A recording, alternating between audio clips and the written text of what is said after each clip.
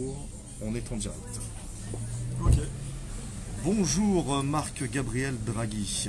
Bonjour Wilson. Alors, Monsieur Draghi, nous sommes aujourd'hui en entretien avec vous. Donc nous sommes les Gilets jaunes constituants du 91 et d'Île-de-France. Donc les amis, si vous nous écoutez, vous êtes la résistance.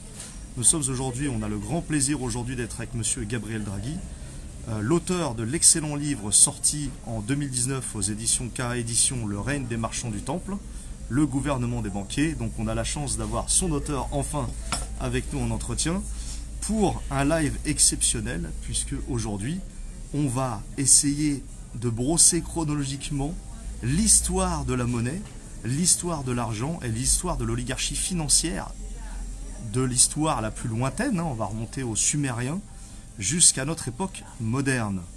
Marc-Gabriel Draghi, tout d'abord, je vous laisse vous présenter. Merci Wilson. Donc déjà merci pour l'invitation des Gilets jaunes constituants et des Gilets jaunes du 91.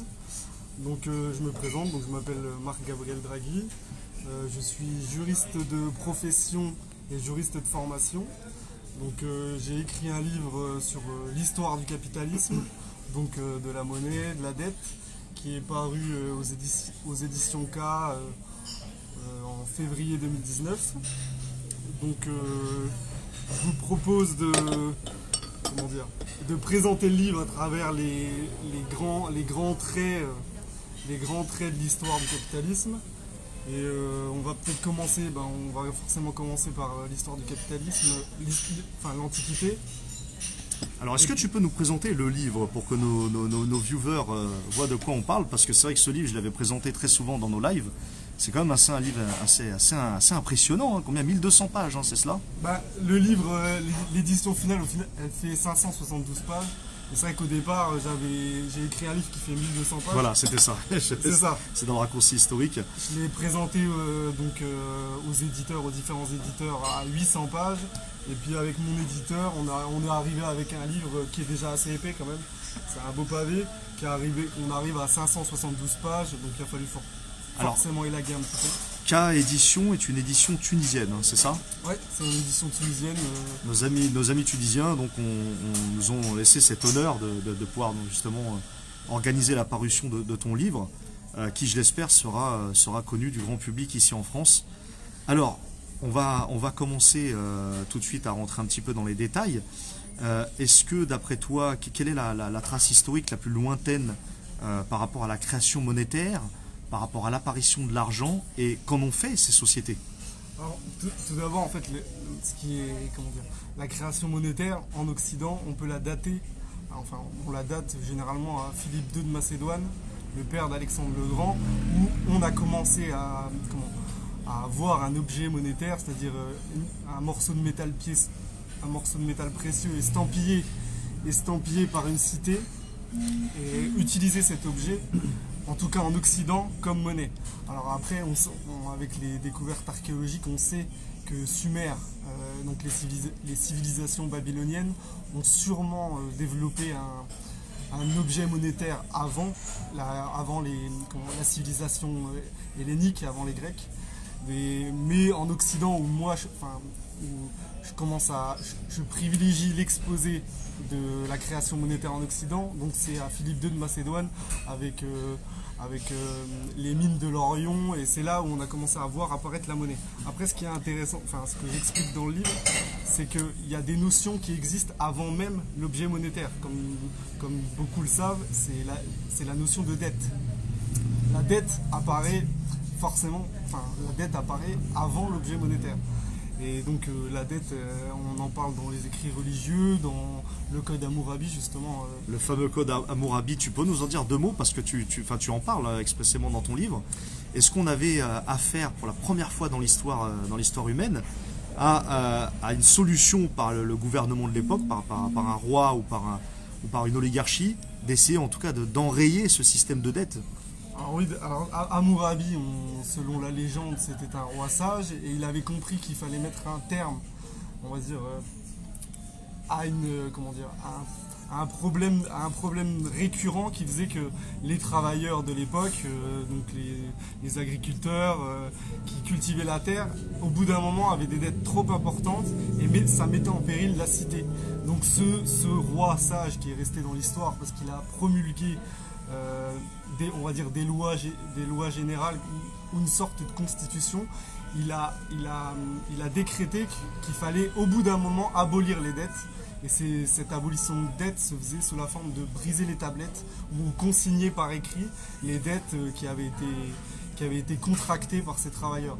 Donc le Code Hammurabi, qui est resté dans l'histoire comme un texte juridique important, traitait des dettes, même avant ce qu'on pourrait appeler la monnaie en sens d'objet, dans le sens objet moderne. C'est-à-dire sous Hammurabi, c'est probable qu'il y ait eu déjà un objet monétaire, c'était sous la forme d'un lingot justement, d'un petit lingot d'argent, mais c'est le premier roi connu, c'est-à-dire de manière écrite, oui, qui a compris qu'au bout d'un moment, les dettes, il fallait les annuler pour éviter de mettre en péril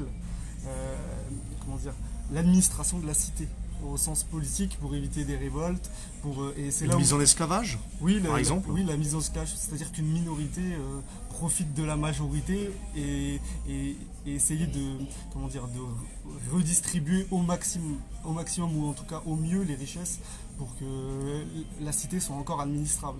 Alors moi dans le livre j'ai fait un parallèle parce que comme je l'ai expliqué c'était essentiellement sur l'Occident, je fais ce parallèle avec Solon, le législateur grec, qui lui aussi voit qu'en fait la dette peut conduire à une mise en esclavage entre guillemets citoyens d'une même cité.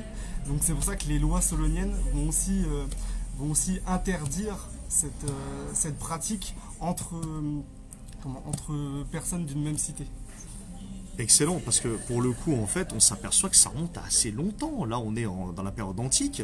Oui. C'est-à-dire que dès l'Antiquité, on avait déjà ce problème d'argent-dette, parce que c'est de l'argent-dette, d'esclavagisme à la dette, et que finalement, dans les cités où l'esclavagisme existait, comme Athènes ou comme Rome, on mettait en fait en gage, enfin... La servitude pour dette. C'est incroyable quand même ça. Le premier motif de servitude, comme tu le dis, c'était la dette. Alors, je vais rapprocher un peu parce que le son est un... Voilà. Et pas bon. Le premier motif de servitude dans l'Antiquité, contrairement à ce que l'histoire officielle nous raconte, c'était bien sûr qu'il y avait des guerres, qu'il y avait des mouvements violents, il y avait de la mise en esclavage violent, mais le premier motif de servitude, c'était bien la servitude pour dette. Parce que c'est vrai que j'ai parlé de Solon, mais Solon il voulait absolument éviter ça. Et ça, on parle de l'Antiquité la plus tardive, ou la plus ancienne. D'ailleurs, on en parle dans les écrits bibliques. Les écrits bibliques mentionnent, l'Ancien Testament mentionne de nombreuses fois les dettes, la mise en esclavage. Je parle dans le livre du prophète Élisée, où avec une veuve qui ne peut pas rembourser la dette et il fait un miracle avec l'huile, où de l'huile vient dans des vases pour rembourser la dette de la veuve. La dette est presque consubstantielle à l'humanité et elle est conceptrice des rapports de domination, donc de pouvoir, depuis que l'homme est homme et que un homme exerce son pouvoir. Et souvent, on va le voir à travers le livre, parce qu'on parcourt 3000 ans d'histoire, la dette a servi de motif de légitimation du pouvoir politique, en fait. D'accord. Donc, on voit bien que finalement, la problématique qui est moderne de la dette est en fait très ancienne. Nous-mêmes, au sein des Gilets jaunes, on s'interroge donc sur cette question de la dette publique. Et finalement, toutes les civilisations, comme tu le dis si bien, ont connu ce problème de la dette. Légitime, illégitime, après c'est un autre débat, mais en tout cas consubstantiel effectivement de l'histoire humaine, et donc forcément lié à la monnaie et l'usage de la monnaie. Alors, et là, je te coupe Wilson. Oui, alors après, justement, on va parler de la création monétaire. La monnaie ou l'argent, ce qu'on appelle vulgairement l'argent, comme dit Tolstoï, c'est particulier parce que ça permet une mise en esclavage sans utiliser la violence physique. Donc elle est bien souvent plus acceptable parce qu'il y a une culpabilité qui s'exerce sur le crédit, sur celui qui contracte le prêt, une culpabilité morale qui n'exige pas une violence physique, donc qui est in fine moins coûteuse. Et c'est pour ça qu'on va voir que la dette, c'est s'est davantage développée parce qu'elle était moins coûteuse pour la mise en esclavage et la mise en servitude. Donc voilà. Alors, je vais faire un test son, les amis. Est-ce que vous m'entendez bien? Parce que certains entendent très bien et puis d'autres un peu moins bien. Donc, essayez de faire un effort, mettez vos écouteurs. Bon, on va essayer de faire au mieux. Alors, maintenant, on est passé un petit peu dans la période antique. Maintenant, si on arrive à la période on va dire, du Moyen-Âge, par exemple en Europe, et sans prendre le contexte occidental et notamment en France, comment on percevait les questions de dette, de questions aussi de création monétaire, et donc forcément de questions de la monnaie. Par exemple, dans la France monarchique des Capétiens, est-ce qu'on aurait des exemples? Alors on va revenir un petit peu avant, parce qu'en fait l'histoire médiévale a connu, je veux dire, un basculement avec l'arrivée du christianisme et, pour faire simple, du message évangélique. Donc en fait toute la période médiévale, elle a construit un rapport à l'argent et même un rapport à la dette qui est particulier, parce que c'est une société qui s'est construite sur le droit canon, et même s'il y avait du droit germanique et du droit romain, c'est une société qui s'est construite avec la morale chrétienne. Donc la morale chrétienne, le livre s'appelle Le règne des marchands du temple. Je parle aussi de Jésus et de l'épisode de Jésus et des marchands du temple et d'autres épisodes des évangiles. J'en profite, hein. Voilà, pour ceux qui... voilà. Il y en a qui viennent d'arriver c'est pour ça. Donc, et d'autres épisodes de Jésus qui sont mentionnés dans les évangiles. Le christianisme va apporter un basculement dans l'Occident et va faire que les sociétés politiques vont avoir un rapport à l'argent complètement différent par rapport aux sociétés antiques grecques et romaines, pour faire simple, même si dans les sociétés grecques et romaines, il y avait un aspect négatif des activités d'argent. Ça n'a jamais été... Il y avait toujours c'était des sociétés qui étaient essentiellement basées sur la richesse terrienne, des grands propriétaires terriens, mais les activités d'argent ont toujours été plus ou moins conçues comme néfastes pour justement l'administration de la cité. Donc le christianisme va reprendre un petit peu l'héritage gréco-romain et va rajouter surtout le message du Christ qui est contre les puissances d'argent, et va apporter donc une société où il va y avoir des activités économiques de fait, sauf que ces activités économiques, elles vont être encadrées par un rapport moral qui est très, très sévère par rapport justement aux gens qui pratiquent l'usure. C'est bien que tu en viennes à l'usure, parce que finalement, est-ce que l'usure est-elle aussi co-substantielle de ce que tu as décrit tout à l'heure, c'est-à-dire de la dette, de la création monétaire, parce que finalement l'usure c'est l'outil par excellence de domination. Oui. Parce que pas de dette sans usure. En tout cas très peu. Pas de dette sans usure, et l'usure en fait elle vient d'une mauvaise conception de la monnaie, selon Aristote. Donc Aristote il avait élaboré une théorie monétaire qui s'appelle, dans cette théorie monétaire il y a la crématistique, c'est-à-dire le mauvais usage de l'objet monétaire, parce que c'est vrai qu'on j'ai pas présenté, mais à la base, qu'est-ce que c'est la monnaie? La monnaie, c'est un instrument de mesure et c'est un intermédiaire. C'est ce qui permet d'échanger des richesses. Et donc, quand on a compris ça, on comprend que la monnaie, c'est un outil. Ce n'est pas un bien en soi. Ça, c'est la bonne conception monétaire selon Aristote. Mais il y a la mauvaise conception monétaire, entre guillemets, qui fait que la majorité de nos monnaies en Occident ont été des objets qui avaient une valeur en eux-mêmes, c'est-à-dire une valeur intrinsèque, qui était bien souvent l'or et l'argent. Et il y a certaines personnes qui utilisaient évidemment la monnaie pour échanger des biens, des richesses, mais qui concevaient la monnaie comme un bien en soi. Et c'est ce qu'on appelle la crématistique. Et la crématistique fait que, donc déjà c'est une conception viciée de l'objet monétaire, et l'usure, comme tu le dis, c'est une double conception viciée, puisque ça consiste à prêter de l'argent, c'est-à-dire prêter de l'argent mais le concevoir comme un bien en lui-même, et réclamer une part de cet argent. Ça crée une fiction. La monnaie, c'est une fiction. Et ça, c'est Platon, je crois, qui disait « l'écu n'engendre pas ». C'est-à-dire, normalement, l'argent ne produit pas de l'argent. Une poule, un coq, vous aurez des poussins. Mais deux pièces de monnaie ne font 1 et 1 en monnaie ne fait pas 3. C'est une base de logique qu'on a totalement oubliée, totalement négligée, nous, dans l'histoire, en fait. Là, comment tu l'expliques, on se dit, mais attends, ça paraît tellement évident. C'est pas si évident que ça, parce que là, déjà maintenant, on n'a plus aucun... On ne sait pas... On n'apprend pas à l'école qu'est-ce que c'est l'objet monétaire. Alors que la monnaie, c'est pourtant une norme impérative. C'est obligatoire, personne ne peut déroger. Si vous voulez payer avec des os de poulet ou avec ce que vous voulez pour vous qui a de la valeur, vous ne pouvez pas, parce que c'est une norme que tout le monde a admis, et maintenant on paye avec de l'argent papier, du papier qui n'a de valeur que la croyance qu'on met dans ce morceau de papier, et puis on paye avec de l'argent numérique. Mais avant, l'objet monétaire, les gens s'en servaient pour échanger des richesses, mais il y a toujours eu cette conception un peu viciée, parce que les gens, pour eux, la richesse, ils doivent l'avoir dans la main. Ouais. Donc, bien sûr, les rois, déjà la monnaie c'est une marque de souveraineté.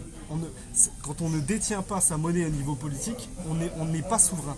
On ne décide pas de ses lois. On est d'accord. On ne décide pas de ses lois. Donc ça, les souverains de l'époque l'avaient compris. Maintenant, nos souverains ont décidé d'abandonner, nos souverains qui ne sont plus des souverains, ont décidé d'abandonner le pouvoir monétaire, qui est la seule marque de souveraineté, enfin en tout cas l'unique, pas l'unique, mais la marque de souveraineté fondamentale. Mais cette conception monétaire, qu'on ne nous apprend plus à l'école, elle a été déjà viciée et à travers l'histoire, il y a eu des tentatives, plusieurs tentatives d'essayer de déconnecter le bon usage de la monnaie avec le mauvais usage de la monnaie. Après, dans mon livre, j'explique ce qu'ont fait les Templiers, par exemple, à l'époque médiévale. C'est Philippe le Bel, etc. Oui, ouais. En fait, donc, les Templiers, c'est eux qui ont créé entre guillemets, la première banque internationale comme nous on le conçoit, et de manière, on va dire de manière explicite, parce qu'il y avait déjà des réseaux de prêteurs et d'usuriers internationaux. Des prêteurs sur gage, hein, c'est comme ça qu'on appelait... Qui avaient des filiales transnationales, c'est-à-dire déjà à l'époque.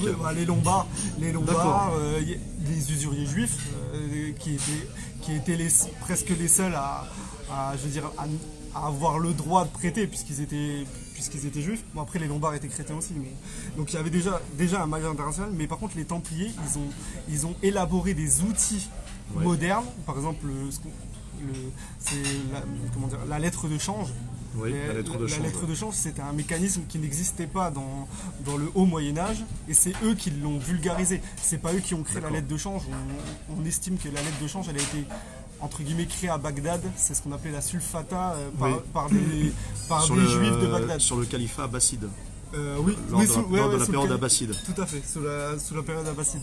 Donc les Templiers, qui étaient à la base un ordre, qui étaient les pauvres chevaliers du Christ, qui ne sont pas restés pauvres très longtemps, ils ont vulgarisé un outil qui permet de faciliter l'échange, mais qui a aussi permis aussi de contourner l'usure. Parce qu'en fait, il y avait de l'usure déguisée à travers les opérations de change. Donc les Templiers ont commencé à élaborer l'activité de banque moderne, on va dire. C'est eux qui ont commencé à présenter en Occident l'activité de banque transnationale moderne. Donc c'est pour ça que les rois de France, dont Philippe le Bel, mais même Saint-Louis, quand ils ont vu qu'ils avaient un peu du mal à payer sa rançon quand il a été pris en otage lors de la bataille de la Mansoura, les rois de France ont vite compris qu'une banque transnationale pouvait jouer un rôle politique qui pouvait être néfaste dans des royaumes souverains à l'époque. Donc Philippe le Bel, alors l'histoire officielle dit que Philippe le Bel était un mauvais roi, qu'il en voulait à l'argent des Templiers, mais il y a peut-être une partie réelle, parce qu'il y a eu une crise économique sous Philippe le Bel, mais c'est surtout que les Templiers représentaient un pouvoir et commençaient à devenir un pouvoir qui était dérangeant pour les souverains, on va dire, forts, comme l'était Philippe le Bel, qui a organisé un État centralisé, et même pour le pape, qui commençait à voir que l'ordre, qui avait eu beaucoup de privilèges, commençait peut-être à dicter sa loi. Donc c'est pour ça que les souverains, pour annuler les dettes, à liquider les créanciers. D'accord. Chose qu'on ne pourrait évidemment pas faire aujourd'hui, les amis, sauf évidemment sous la forme d'un tribunal populaire. On en reviendra tout à l'heure. Hein. Oui, maintenant c'est plus compliqué de traîner les créanciers sur des bûchers. Parce qu'on n'a plus de souverains. On n'a plus de souverains, on n'a que des pions et des valets serviles du système oligarchique mondial. Alors, nous sommes toujours dans l'histoire. Est-ce que tu peux faire un petit passage, un court passage, sur un exemple d'oligarchie financière, notamment dans les républiques italiennes? Oui, alors c'est le Quattrocento italien, c'est-à-dire le 15e siècle en Italie. Le 15e siècle en Italie a aussi opéré un basculement sur les mentalités et sur l'activité financière en général. Donc on connaît le Quattrocento à travers l'art, les grandes peintures, Michel-Ange, Léonard de Vinci. Et il y a un nom de famille qui revient souvent à travers les séries maintenant et à travers le cinéma, la culture populaire, c'est les Médicis. Et les Médicis qui sont des banquiers, on va dire,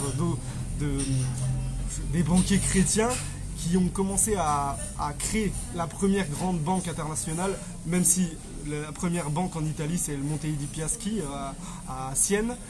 La fameuse Monte dei Paschi, enfin non, comment ça s'exprime, Monte dei Paschi? Oui, moi j'ai beau m'appeler Draghi, j'ai pas un bel accent italien, mais oui, ça doit être plus Paschi. Et en fait, le 15e siècle, donc c'est là où l'interdiction de l'usure est fortement remise en cause par des découvertes, c'est la Renaissance en fait, par des découvertes de nouvelles philosophies, donc les philosophies grecques et des mouvements comme le néoplatonisme, donc, et l'invention de la comptabilité moderne. L'invention de la comptabilité moderne par Luca Pacioli, qui est lui-même élève d'un homme qui s'appelle Alberti. Et donc cette comptabilité moderne, qui s'appelle en fait la comptabilité en partie double, va permettre la création d'une nouvelle fiction qui est courante, actuellement, c'est la comptabilité, c'est-à-dire un actif, un passif. Et c'est une fiction, ça va créer... cette pratique va permettre pour les usuriers, les grandes familles d'usuriers qui étaient les Médicis, qui ne pouvaient prétendre au paradis que s'ils remboursaient une partie des biens mal acquis, donc via l'usure, tout ça, que s'ils remettaient ces biens mal acquis à des pauvres la comptabilité a permis de lister ce qui avait été plus ou moins mal acquis et voir que c'était des biens qui étaient justifiés. Donc en fait il y a tout un mouvement, l'hermétisme aussi, oui. Le mouvement néoplatonien, oui. Les néoplatoniciens, même la cabale juive avec Pic de la Mirandole qui va reprendre des éléments pour faire la cabale chrétienne.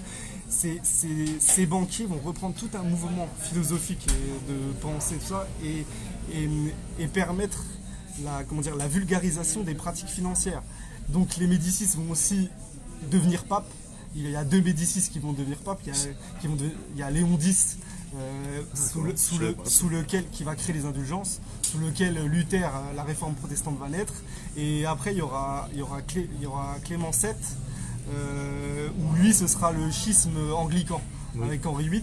Donc Léon X, il est assez connu parce que c'est lui qui vendait des indulgences, où j'en parle. C'est ce qui a fait que Luther, quand il est venu à Rome, a dit qu'en fait l'église était devenue les nouveaux marchands du temple et que on pouvait échapper l'âme d'un défunt pouvait échapper du purgatoire par le bruit d'une pièce qui tombe au fond d'un don via les indulgences. On a été emprunt totalement en fait de la domination de l'argent là, avec tout ce que tu nous dis. Le 15e siècle marque vraiment un tournant dans l'histoire. Bon, déjà c'est plus le Moyen-Âge, c'est là où le Moyen-Âge s'arrête, donc c'est la Renaissance. Et on voit que là, les activités financières vont progressivement ne plus être condamnées, même moralement. Les papes vont déjà avoir... Les Médicis seront les papes seront les clients des Médicis. Des Médicis vont devenir papes, comme je l'ai dit. Et donc la papauté va quand même se prendre en pleine poire, entre guillemets, les mouvements de réforme en réaction à ces abus. Mais on en parlera peut-être après. Après, il faut dissocier le mouvement luthérien et le mouvement calviniste, qui sont au départ Luther, la critique de Luther peut se comprendre, mais Calvin va justement être l'inverse. Il va vulgariser l'aspect amélioratif de l'argent et des Oui. activités financières. Oui. Donc c'est juste pour dire que le XVe siècle a été un tournant dans l'histoire de l'Occident, puisqu'il a permis à à l'activité de banquier, qui était une activité qui était dénigrée, à être justement, ils vont devenir des princes. Il y a des reines du royaume de France, Marie de Médicis, qui vont être de cette famille de banquiers. Ils vont pénétrer à la fois la noblesse, et ils vont atteindre les familles régnantes. Alors, ce qui est intéressant aussi dans le cas de l'oligarchie florentine, Oui. comme je sais que les Gilets jaunes aiment assez décrire l'oligarchie, c'est que Florence est une république oligarchique, où ce sont ceux qui ont les marchands. Au départ, ce sont des corporations de marchands, des guildes, qui prennent le pouvoir, puis ensuite les banquiers, parce que la banque Médicis va avoir des succursales très très rapidement au tout début, enfin en milieu du 15e siècle, il y a des succursales à Londres, Amsterdam, donc déjà les grandes capitales de la finance, Paris, Lyon, tout ça. Et la République florentine est assez intéressante, parce que on voit actuellement dans notre propre République démocratique que le mode de fonctionnement est un peu similaire. C'est-à-dire les Médicis, au tout départ, les Médicis avec Côme, Giovanni, ils ne vont pas s'impliquer en politique directement. Ils vont prêter d'abord. D'ailleurs, ils prêtent aux gros mais ne réclament pas. C'est-à-dire, comme c'est pour ça que les gros ne vont pas, entre guillemets, leur couper la tête, les grands seigneurs ne vont pas leur couper la tête, parce que les Médicis prêtent aux gros, bon, ils prêtent aux autres, justement, et les autres, eux, remboursent, mais ils ont vite les faveurs des grands seigneurs, parce qu'ils prêtent à la papauté, aux grands seigneurs, et ils ne réclament pas, ce qui fait qu'ils vont avancer leurs pions, progressivement avancer leur plan, liquider leurs ennemis. La conjuration des Pazzi est assez connue, pour ceux qui aiment les jeux vidéo aussi, un célèbre jeu vidéo, et ils avancent leurs pions, et ce sont souvent des valets politiques, c'est-à-dire des gens qui avancent masqués, et derrière eux il y a les Médicis. C'est que sous... On avait donc un exemple d'oligarque et de valet servile, là, clairement, Tout à fait. pour rendre lisible ça aux Gilets jaunes. Macron aurait presque pu être mandaté sous la République florentine. Ah, c'est magnifique. Mais donc, puis après, il y a Laurent le Magnifique, lui, qui va prendre un rôle un peu plus important, Oui. qui est assez connu. Et puis bon, c'est une période assez intéressante, parce que les Médicis vont être très très favorables, par exemple, aux usuriers juifs, qui, à l'inverse, à l'époque médiévale, étaient très méprisés. Laurent le Magnifique va protéger les usuriers juifs, alors que on aurait pu penser que c'était en exagérant, des rivaux, même si les petits prêteurs juifs s'adressent à un autre public que les clients de Laurent. Mais donc la République florentine est intéressante sur beaucoup d'aspects. Et d'ailleurs, j'écris un livre actuellement sur le Quattrocento. Et c'est des éléments on voit d'ailleurs Machiavel qui arrivera après. Oui. Machiavel, c'est le modèle de tous nos politiques. François Mitterrand. En philosophie politique, ça a été vraiment le premier ouvrage. Enfin, Le Prince, Tout à fait. tout le monde dit que c'est le premier ouvrage de philosophie politique moderne. Sachant qu'il y en avait beaucoup avant, mais on va dire moderne pour l'Occident, en tout cas en modèle pour l'Occident. Et puis nos politiques, comme un politique comme François Mitterrand, qui était loin d'être un politique indépendant vis-à-vis des puissances d'argent, ce sera son modèle.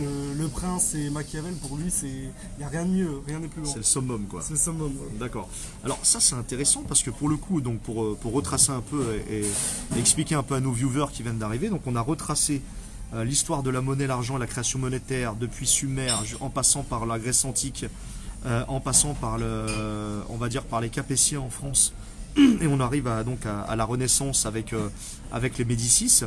Là maintenant, si on arrive à peu près au XVIIe, XVIIIe siècle, est-ce que finalement, là, on commence pas, le modèle de création monétaire commence à prendre le pas sur toutes les monarchies, sur tous les systèmes oligarchiques de cette période-là? Est-ce qu'on a des exemples de familles oligarchiques, on va dire financières puissantes?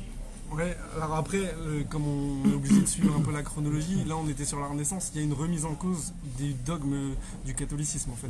Donc la réforme protestante, c'est encore un basculement. La réforme protestante, elle va permettre donc évidemment à des puissances comment dire, de s'émanciper de la tutelle de la papauté pour créer des propres doctrines qui vont là légitimer les pratiques usuraires. Donc là, je pense à la doctrine calviniste. La doctrine calviniste, elle va faire que les banquiers, on va avoir le droit d'être banquier et avoir le droit de faire de l'argent. Pour résumer, hein, je résume très succinctement. Donc la réforme protestante va, on va dire, contaminer, si je peux parler comme ça, essentiellement l'Allemagne, la Hollande, oui, l'Angleterre. Mais c'est surtout, là où tout commence, c'est la Hollande, avec la Banque d'Amsterdam. La Hollande qui est le pays où les protestants, beaucoup de protestants par exemple en France ont été chassés, ou même en Espagne, des pays catholiques ont été chassés, sont remontés et ils ont développé une activité de commerce de l'argent, le florin. Le florin, bon, donc c'est là où la Banque d'Amsterdam va être créée, et c'est en fait la première banque centrale moderne qui va organiser un nouveau rapport à l'argent et une nouvelle émission monétaire. La Banque centrale d'Amsterdam, la Banque d'Amsterdam, elle va servir de modèle plus tard à la Banque d'Angleterre. D'accord, parce que là en fait ce que tu es en train de nous dire, c'est que la Banque d'Amsterdam avait on lui donnait cette légitimité de créer la monnaie. Oui. Contre le pouvoir en place, le pouvoir qui tenait la Hollande de l'époque. Après c'est plus complexe. En fait, Amsterdam, c'est un petit peu le même principe qu'à Florence en fait.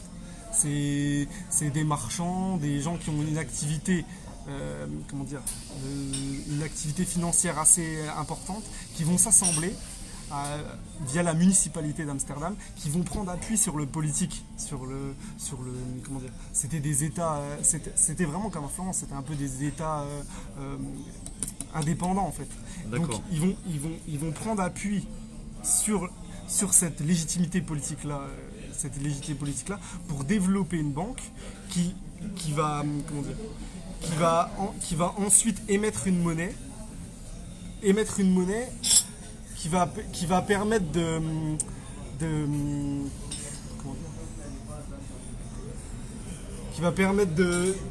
développer. En fait, déjà, il va y avoir la création du billet de banque en fait. C'est là, la Banque d'Amsterdam, c'est là où le billet de banque va être créé, au sens moderne, mais vraiment pour simplifier. Et la Banque d'Amsterdam va servir. Donc en fait, derrière la Banque d'Amsterdam, il y a des huguenots, des protestants, des maranes, des juifs faussement convertis au christianisme qui étaient en Espagne suite à Isabelle la catholique, qui sont remontés en Hollande. Oui. Et en fait, donc il y a toute une pratique qui va se développer. Et la Banque d'Amsterdam, elle va prendre appui sur des grandes compagnies maritimes. Et ces compagnies maritimes les premiers colonisateurs, ce sont les Hollandais. Avant même l'Angleterre, le Cap, l'Inde, toutes les colonies, la Compagnie générale des Indes, toutes les compagnies maritimes vont être développées par cette banque-là, donc un apport de richesse. Et l'avantage du florin, c'est que cette monnaie, en fait, le problème à l'époque médiévale, c'est que toutes les monnaies étaient en concurrence. Ouais. Et avec la garantie de la Banque d'Amsterdam, c'est une monnaie qui va avoir c'est un peu complexe, mais qui va avoir plus de crédibilité et de garantie que toutes les autres monnaies. Parce qu'en fait, les monnaies métalliques, elles pouvaient être rognées, c'est-à-dire elles pouvaient perdre de la valeur en fonction de l'usage, en fonction d'où elles venaient, tout ça. Donc la comptabilité était très difficile. C'était compliqué d'avoir confiance en la monnaie. Et en fait, la monnaie qui va être développée par la Banque centrale d'Amsterdam va permettre une meilleure confiance pour développer les affaires financières en fait. Donc là, et ensuite, c'est le pouvoir financier qui a créé cette banque qui va administrer la puissance en Hollande. Qui va admirer la puissance en Hollande et qui va faire plus tard, qui va contaminer l'Angleterre, puisqu'en fait ce sont les banquiers hollandais à la suite déjà de la première révolution anglaise où Charles Ier va être décapité par, on va dire, le parti protestant. Même si Charles Ier était protestant, il y avait une lutte à la mort d'Henri VIII entre les protestants et les catholiques. Bon, j'en parle dans le livre de manière beaucoup plus précise parce que là je suis obligé de simplifier. Mais en fait, les Néerlandais vont réussir à coloniser financièrement. Donc déjà par la mort de Charles Ier, Cromwell et la dictature de Cromwell, qui est un puritain protestant, qui va aussi changer le rapport à l'argent, forcément, puisque le puritanisme, s'inspire et est issu du calvinisme. Et ensuite, il y a la Glorieuse Révolution. C'est la Glorieuse Révolution qui... Cromwell, c'est 1648. La Glorieuse Révolution, c'est 1699, fin du XVIIe siècle. La Glorieuse Révolution, en fait, c'est une colonisation des princes Guillaume d'Orange qui vient en Angleterre et on met en place un roi étranger néerlandais en Angleterre, en fait. Et avec lui, il emmène le système financier des Pays-Bas, des Provinces-Unies, il l'emmène en Angleterre et il crée la Navy sur le même système il transpose le système néerlandais sur le système anglais, en fait. D'accord, donc en fait ce que tu es en train de nous expliquer, si j'ai bien compris, c'est que finalement en Hollande et notamment à Amsterdam ont commencé les prémices de la domination bancaire sur un État et la création monétaire, et qui a donné l'exemple, j'imagine, à la future Banque d'Angleterre. Tout à fait. La Banque d'Angleterre, elle va plus loin que la Banque d'Amsterdam, mais c'est elle qui finalise ce système-là, en fait.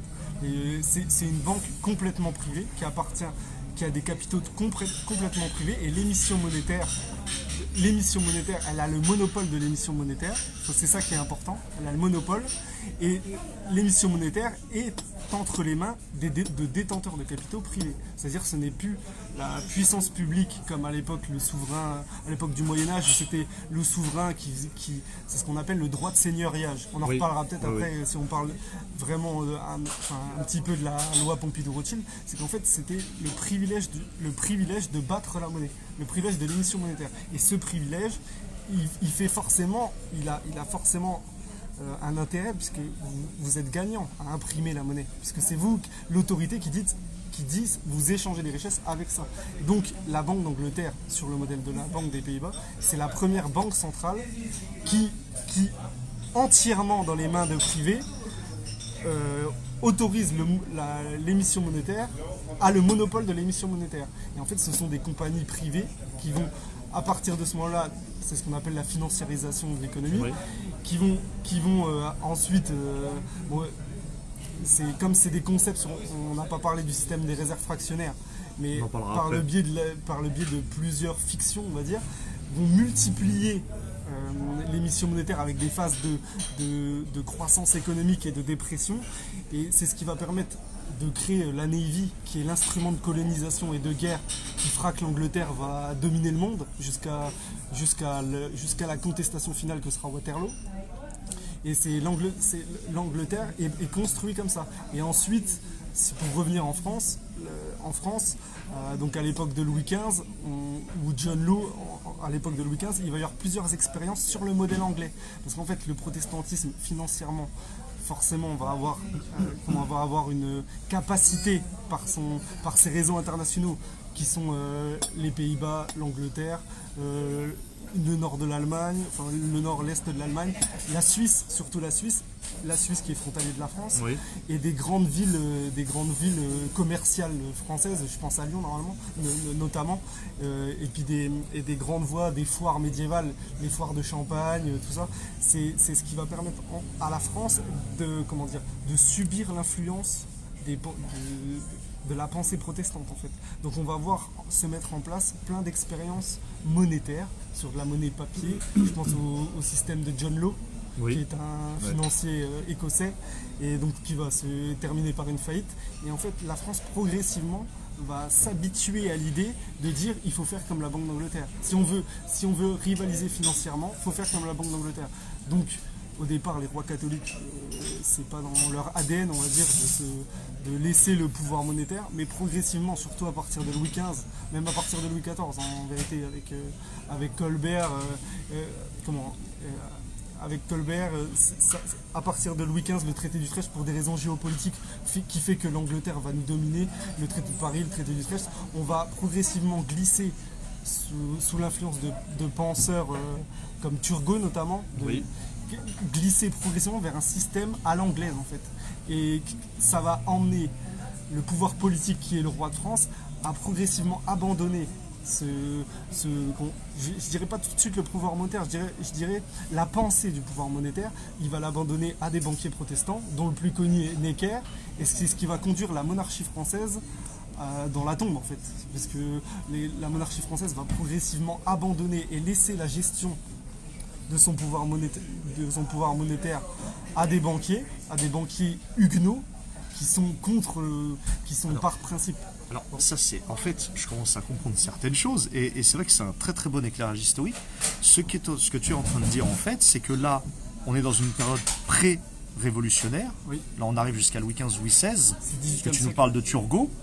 Ça veut dire que déjà avant la Révolution française, les puissances, on va dire anglo-saxonnes d'argent, étaient déjà en train d'influencer la monarchie en France pour pouvoir mettre en place le système par excellence financier anglo-saxon mondial sous le modèle de la Banque d'Angleterre. Tout à fait. Donc ça veut dire que tu es en train de me dire que les Louis XV et Louis XVI étaient entourés de conseillers financiers, entre guillemets, qui étaient issus de la finance anglaise.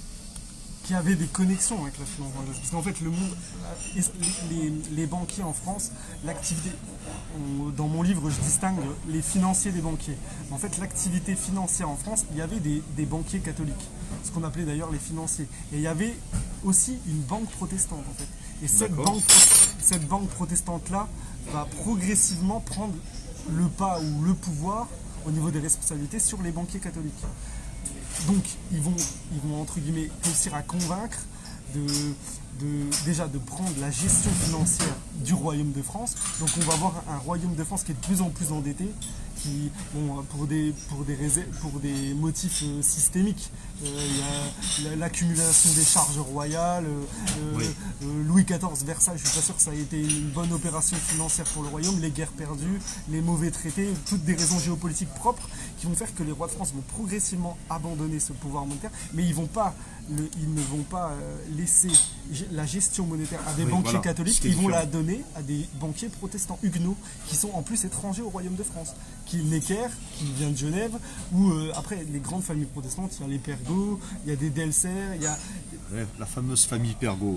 Donc Pergot qui va jouer un rôle essentiel dans la Révolution française, à la fois dans l'extrême gauche de la Révolution et à la fois dans les mouvements monarchistes.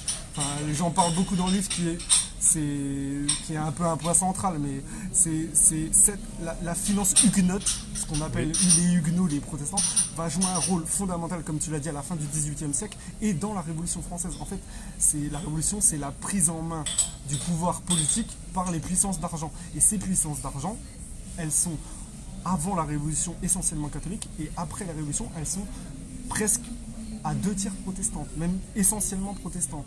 Et après la Révolution, dans le livre, je décris beaucoup la Révolution, où j'explique comment elle arrive, parce qu'en fait c'est un État qui est endetté. Necker, il camoufle les comptes, et en fait la Révolution, elle va permettre quoi?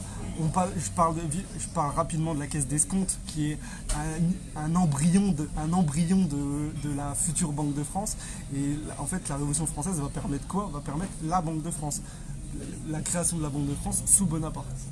Alors, très intéressant, parce que là on arrive à des tournants finalement, cette influence, comme tu dis, de mouvements protestants, kabbalistes, on peut le dire, en sous-main, et derrière ça on fait toute une idéologie de la puissance d'argent sur le politique. En gros, la finance prend le dessus finalement sur le politique, et que finalement les rois n'étaient plutôt, si on prend Louis XV ou Louis XVI, n'étaient plutôt que de simples représentants qui avaient pratiquement plus de pouvoir. Enfin, là, en tout cas, ils ont vraiment abandonné. Vraiment commencé à abandonner le pouvoir financier à des étrangers, en fait, concrètement. D'accord. Et donc là, ce qui veut dire que là, on arrive évidemment à la toute-puissance de la City. Est-ce que tu peux nous dire un mot pour nos viewers de la création de la City? Parce que tout le monde parle de la City. Qu'est-ce que la City?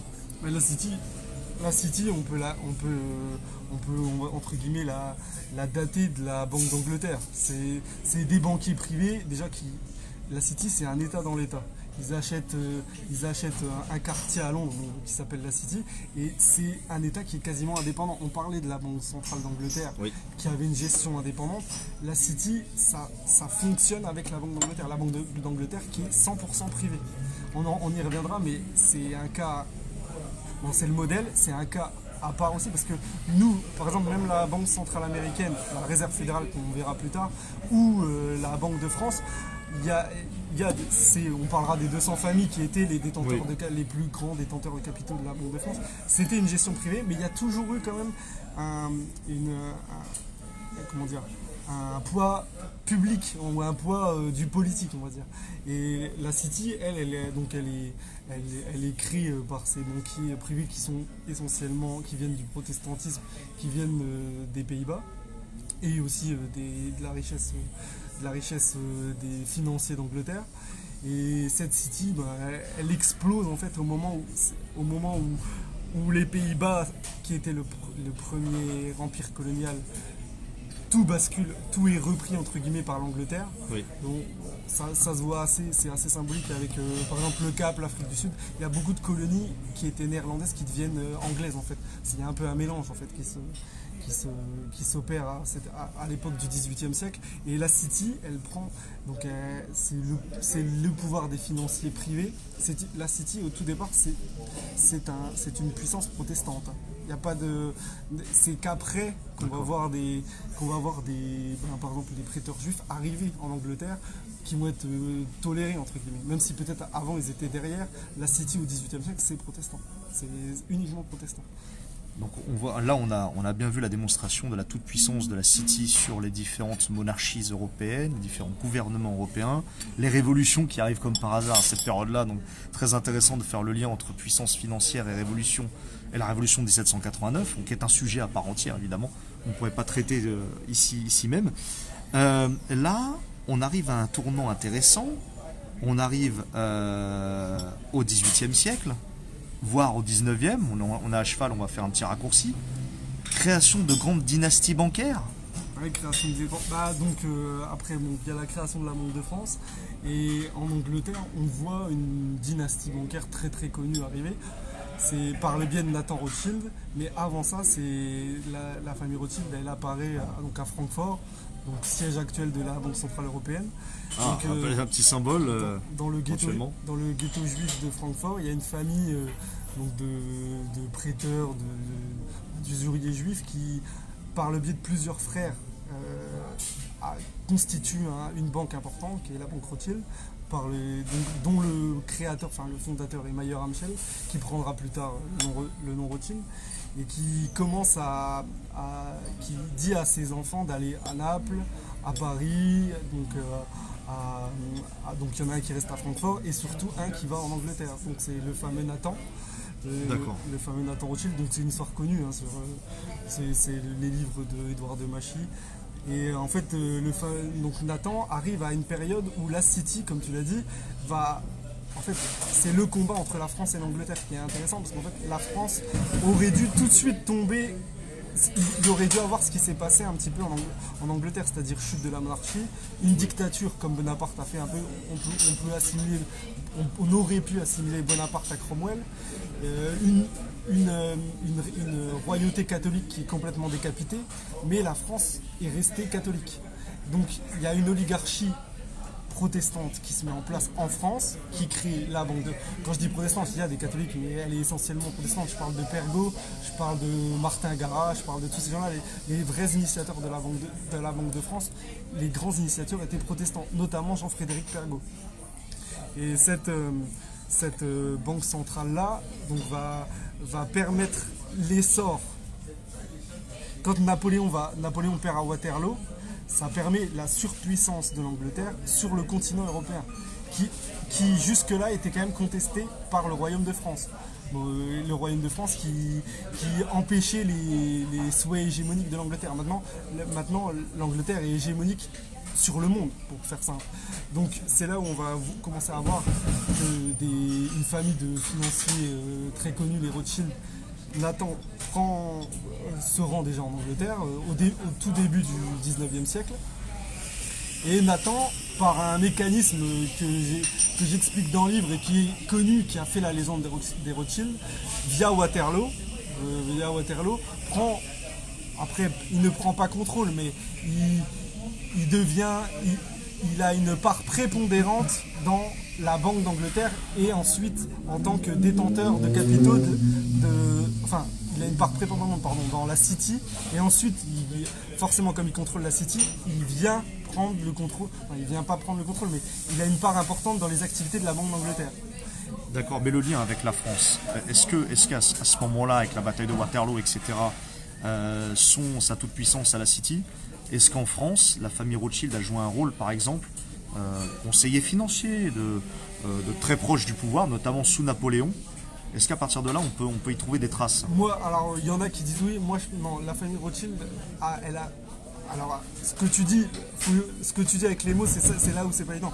Elle a eu une influence, à mon avis, sur la Révolution, parce qu'il y a les frères, j'en parle dans le livre, il y a les frères Frey, qui sont des agents, et qui, on le sait maintenant, il y a des travaux qui l'expliquent, je crois qu'il y a même Youssef Indy qui l'a dit, qu'ils ont un lien de parenté avec Jacob Frank, qui avait lui-même un lien avec la famille Rothschild. Mais par contre, l'activité financière des Rothschild en France, je parle en France, hein, c'est 1812. Karl, donc c'est avant la chute de Napoléon, c'est 3 ans avant la chute de Napoléon. Après, directement, on n'a pas trace d'une activité financière des Rothschild. Sauf que, évidemment, Napoléon, il a conquis une grande partie de l'Europe de l'Ouest, dont Francfort. Enfin, Napoléon, il était dans toute l'Europe de l'Ouest. On imagine bien que les Rothschild avaient une influence, comme tu dis, sur des agents, c'est-à-dire soit des agents politiques, soit des agents financiers, qui ont influencé soit certains ministres, soit il y a aussi le cas du banquier Ouvrard qui prêtera à Napoléon sous Waterloo. On sait qu'il y avait des banquiers qui étaient des agents d'autres banquiers, c'est toujours des prête-noms pour alors on n'a pas de traces certaines, par contre on sait qu'il y a une influence un peu, comment dire, supposée et un peu obscure. C'est évident que les Rothschild, donc déjà sur Waterloo, si, ils ont parié à la fois sur Napoléon et ils ont parié à la fois sur l'Angleterre. Très bon exemple. Là, en fait, tu es en train de citer la bataille de Waterloo comme étant un exemple de spéculation. Ah oui, c'est clairement l'exemple de spéculation. C'est peut-être le meilleur exemple de spéculation sur même l'activité des banquiers, parce qu'on voit que à tous les coups, les Rothschild y gagnaient. Que ce soit Napoléon qui gagne, ou ils auraient moins gagné si c'était Napoléon, comme j'explique, parce que Napoléon, c'était, même si au départ il est mis en place par les banquiers privés, c'est une espèce de rébellion du pouvoir militaire et du pouvoir politique sur la finance. À partir de Napoléon, il est mis en place par des banquiers privés, où en gros, ils ont sûrement pensé que comme c'était un Corse un peu apatride, au départ il n'aimait pas vraiment la France, Napoléon. Sauf qu'au bout d'un moment, il s'est dit, la France c'est moi, donc ils lui ont donné un compte à la Banque de France, donc en fait il a lié son destin. À la France. Donc en fait, Napoléon, c'est devenu la France. Donc il a progressivement, c'est surtout à partir de 1806, je l'explique dans le livre, il a progressivement repris le contrôle politique, parce qu'il demandait que Napoléon il faisait la guerre parce qu'il était obligé de la faire. C'est ce que des fois on a du mal à comprendre. Napoléon, il était obligé de faire la guerre parce qu'il était attaqué justement par l'Angleterre. Soit l'Angleterre qui finançait la Russie, soit ils aidaient le tsar, soit les États allemands ou l'Autriche, parce que comme il y avait une révolution et que l'Angleterre avait une apparence de monarchie, on liguait tout le monde contre Napoléon. Napoléon, il était obligé sans cesse de faire la guerre, sinon il mourait tout simplement. D'ailleurs, ce qui arrive à la fin. Donc qui dit faire la guerre dit dette, dit emprunter de l'argent. Donc Napoléon, il est allé plusieurs fois auprès des gens qui avaient créé la Banque de France avec sa permission, mais surtout on lui avait dit on crée la Banque de France. Il leur a demandé des prêts. Il a vu qu'en fait ils étaient plus ou moins réticents à accorder ces prêts-là, soit parce que les prêts étaient trop élevés, et il voyait que des fois c'était plus eux qui se servaient de la Banque de France plutôt que eux qui servaient la France. Donc il l'a vu ça. Et progressivement, c'est le cas de la Louisiane, j'en parle dans le livre. En fait, Napoléon il vend la Louisiane, certains ont dit vendre la Louisiane, c'est-à-dire l'Amérique. L'Amérique française, c'était une erreur, mais c'est parce qu'en fait Napoléon il avait un fort besoin de liquidité, et j'explique qu'il se met d'accord avec Jefferson qui menait une bataille aussi contre l'oligarchie financière anglaise, et il avait un besoin de liquidité, notamment d'or, pour financer ses campagnes. Donc il a vendu la Louisiane pour avoir de l'or et justement relancer une campagne militaire qui coûtait de l'argent, et les banquiers qui n'étaient pas forcément favorables à son action à la fin, en tout cas. Enfin, je dirais à mi-mandat, même si c'était pas un mandat, mais vers 1805-1806, il a commencé à voir que c'est sa fameuse citation où il dit la main qui donne est au-dessus de la main qui reçoit. Il a compris que le pouvoir bancaire, quand on est dépendant du pouvoir bancaire, ce n'est plus nous. Ce n'est plus le politique qui décide. Justement, faisons un petit voyage géographique donc dans la circonstance et le contexte du 19e siècle. Allons maintenant outre-Atlantique, les États-Unis d'Amérique, avec les pères fondateurs. J'ai cru comprendre dans ton livre que certains présidents des États-Unis, dans les premiers, tu parlais de Jefferson, y a-t-il eu un combat de survie entre les pères fondateurs américains et l'oligarchie bancaire? C'est ça qui est assez intéressant et que le livre essaye de toujours un peu nuancer, c'est que aux États-Unis, qui est un pays protestant, dont la culture est protestante, on a vu dès le départ la création des États-Unis, comme tu dis Wilson, c'est en fait une rébellion contre l'oligarchie financière anglaise. Le Tea Party, c'est le refus de l'imposition, pour faire simple, de l'Angleterre sur les colonies britanniques. Donc en fait, l'Amérique, les États-Unis d'Amérique, c'est au départ une colonie qui veut s'émanciper de la tutelle financière de la Banque d'Angleterre via le roi. Il y a le roi on dit que c'est le roi qui impose les taxes, mais en fait c'était la Banque d'Angleterre. Donc c'est intéressant parce qu'en fait c'est les États-Unis qui sont un pays d'essence protestante, mais qui ont un rapport au travail très intéressant, parce que quand on voit les débats entre les partisans de la banque et les partisans de la Constitution ou de la liberté, pour faire simple, on voit qu'il y a une rivalité qui se met en place et qui peut servir de modèle dans une lutte entre banque et peuple, pour faire simple. On voit qu'il y a des agents politiques de la banque, je citerai Hamilton, comme j'en parle dans le livre, et des agents politiques du peuple, même si tout est à nuancer, on est d'accord, Jefferson notamment. Et les États-Unis d'Amérique, tout le 19e siècle, on en parlait, tout le 19e siècle, c'est une lutte entre la banque et le peuple. La Constitution, Jefferson dit, il ne faut pas insérer le serpent, il parle de la banque, dans la Constitution, il faut essayer de régler le problème. Donc après, j'explique dans le livre qu'ils n'arrivent pas à régler le problème, qu'au niveau constitutionnel, ça intéressera sûrement les gilets jaunes constituants, la notion d'émission monétaire, de souveraineté monétaire, c'est quelque chose qui est fondamental dans une structuration politique. Et aux États-Unis, le combat contre la banque qui viendra à son apogée avec Jackson, le président Jackson en 1832, qui a un programme politique pour sa réélection qui s'appelle le non à la banque, no bank. C'est intéressant de voir qu'en fait les États-Unis se sont construits sur un rapport entre, en exagérant, le travail contre le capital oisif. Justement, on en arrive à quelque chose d'intéressant dans l'histoire des États-Unis qui aura une influence sur le monde entier. On en arrive à... Je vais faire un raccourci historique parce qu'on est obligé. J'en arrive à 1913. J'en arrive à la création de la Fed. On en arrive justement à l'écrasement justement des forces patriotiques américaines qui se font écraser par les forces oligarchiques bancaires et l'émergence de la famille Rockefeller. Est-ce que tu peux nous expliquer ce contexte très particulier? Alors c'est exactement ça, dans le livre j'en parle de manière beaucoup plus précise. En fait la réserve fédérale, c'est comme tu l'as dit, l'écrasement, c'est la défaite du camp patriotique américain sur la banque. Il y a plusieurs tentatives, donc comme je l'explique dans le livre, il y a la création de la première banque des États-Unis, la seconde banque des États-Unis, la banque de l'Amérique du Nord.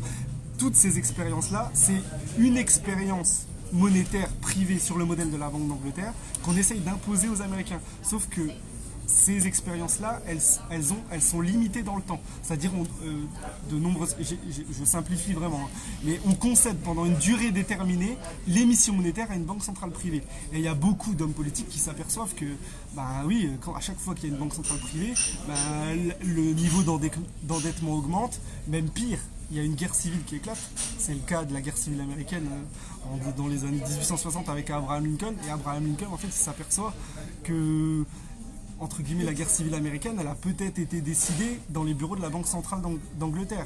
Ah oui, carrément. Que le Sud aurait été aidé pour imposer en fait une banque centrale privée aux États-Unis, qui sont réticents, comme tu le dis, tout au long du 19e siècle. Alors la réserve fédérale américaine, c'est quoi? La création de la réserve fédérale américaine en 1913, c'est, comme on dit toujours, pour prévenir les crises, les dépressions, parce que c'est ce motif-là. Parce qu'en fait, la réserve fédérale américaine, pour faire simple, elle vient après une petite crise. Enfin, une petite crise. Bon, déjà, il y a une grave crise à la fin du 19e siècle, avec l'abandon du bimétallisme que je traite dans le livre, qui est intéressant, c'est-à-dire entre l'abandon de l'argent au profit de l'or, et on adopte un standard or unique, et progressivement ce standard or unique, il entraîne une manipulation monétaire par les puissances privées, et le standard or unique, il est imposé par la Banque d'Angleterre. nous aussi en France, j'en parle pas dans le livre, j'ai pas eu le temps, enfin je pouvais pas tout mettre, mais en France on a eu un débat de est-ce qu'on garde le bimétallisme, ça dit l'or et l'argent, ou est-ce qu'on part, on fait comme la Banque d'Angleterre, adopter un standard or unique. Donc ça a fait en gros une grave crise, c'est à la fin du 19e siècle, et conséquemment à ça, aux États-Unis, il y a eu une crise, c'est la crise de 1907. On dit que c'est JP Morgan, tout ça qui a fait une crise pour imposer la réserve fédérale américaine. Cette réserve fédérale américaine, c'est un consortium de banques privées qui est créé donc à peu près sur le même, comme je disais tout à l'heure, à peu près sur le même modèle que la Banque d'Angleterre, sauf que en apparence, le pouvoir politique américain, le président américain, comme c'est le cas encore maintenant, comme Trump là, il doit nommer des vice-présidents de la Réserve fédérale et président de la Réserve fédérale. En théorie, le président, il a le pouvoir de nomination du board, mais le fonctionnement de la Banque centrale américaine est purement privé. Il appartient à des grandes banques, Goldman Sachs, JP Morgan. Mais ça veut dire que là, tu es en train de nous dire que le président de l'époque était Woodrow Wilson. Il a trahi, ou les gens pensaient qu'il s'est fait trahir. Non, c'est lui qui a trahi en fait qui a trahi le peuple américain avec la création, qui a laissé faire la création de comment dirais-je, de la Fed via des agents, parce que là j'avais cru comprendre dans le livre qu'il y avait Baruch, alors je sais Bernard Baruch. Bernard Baruch. Ouais. Donc c'est exactement ça. On peut parler de trahison parce qu'en fait Wilson il est lancé au niveau politique par William Jennings Bryan qui fait un fameux discours, c'est sur la Croix d'Or, j'en parle dans le livre, qui est un démocrate et qui dit qu'il y a un débat en fait aux États-Unis justement encore sur la banque, et il est mis en place. Les démocrates pensent qu'il ne va pas succomber aux capitalistes. Et en fait, Wilson, qui est un grand universitaire, il est, comme tu l'as dit, conseillé par Bernard Baruch, qui, au final, dans des contextes pré-guerre mondiale, il y a dans des contextes un peu particuliers, pré-guerre mondiale. On est en 1913. On est en 1913, voilà. Les États-Unis rentreront dans la guerre tardivement, mais on est dans des contextes où il y a plusieurs puissances qui sont. La Banque d'Angleterre est pas loin. On met la pression à Woodrow Wilson, qui d'ailleurs se regrettera plus tard le système de la Réserve fédérale. Il le dit à la fin de sa vie, oui, tout à fait. Donc, alors, surtout, est-ce que tu peux nous indiquer quel est le nom, qui sont ces banquiers qui ont pris le pouvoir sur l'île de Jekyll, parce que c'est un contexte bien particulier, en 1913 avec la création de la Fed? Le plus connu de la création de la Fed, c'est le livre de... Parce que dans mon livre, comme mon livre est une compilation et une synthèse de beaucoup d'ouvrages, c'est le livre de le complot de la Réserve fédérale de Stashmelin, qui explique très bien qu'en fait c'est Warburg qui a été un agent des grandes puissances financières, donc de la City. Et parce que ce qui est particulier au début du XXe siècle aux États-Unis, c'est qu'en fait on retrouve toujours un peu le même profil de banquier. C'est des banquiers qui sont juifs allemands. C'est Wall Street, parce qu'on n'a pas parlé de Wall Street et sa naissance, mais peut-être que tu pourras faire un petit aparté là-dessus. Il y a la naissance de Wall Street évidemment dans le livre, c'est dans le contexte qu'on parlait tout à l'heure sur les colonies britanniques et néerlandaises, où avant New York c'était la Nouvelle-Amsterdam. Wall Street c'est sur ce même phénomène-là. Mais là, la création de la Réserve fédérale, ce qui est intéressant, c'est qu'on voit les mêmes profils de banquiers, donc des juifs allemands, donc les Warburg qui avaient une banque en Allemagne, le Paul Warburg qui va aux États-Unis, qui se fait naturaliser par des mariages un peu, faut utiliser le terme, consanguins entre gens des financiers en fait, Kuhn Loeb, la famille Schiff, tout Jacob ça. Schiff. Et donc c'est lui qui a l'initiative, on va dire, avec la loi Aldrich. C'est des banquiers qui se réunissent, des grands banquiers qui se réunissent pour trouver une solution sur le système monétaire des États-Unis. Et ils élaborent une loi qui, entre guillemets, va permettre aux banquiers privés de prendre le contrôle des États-Unis.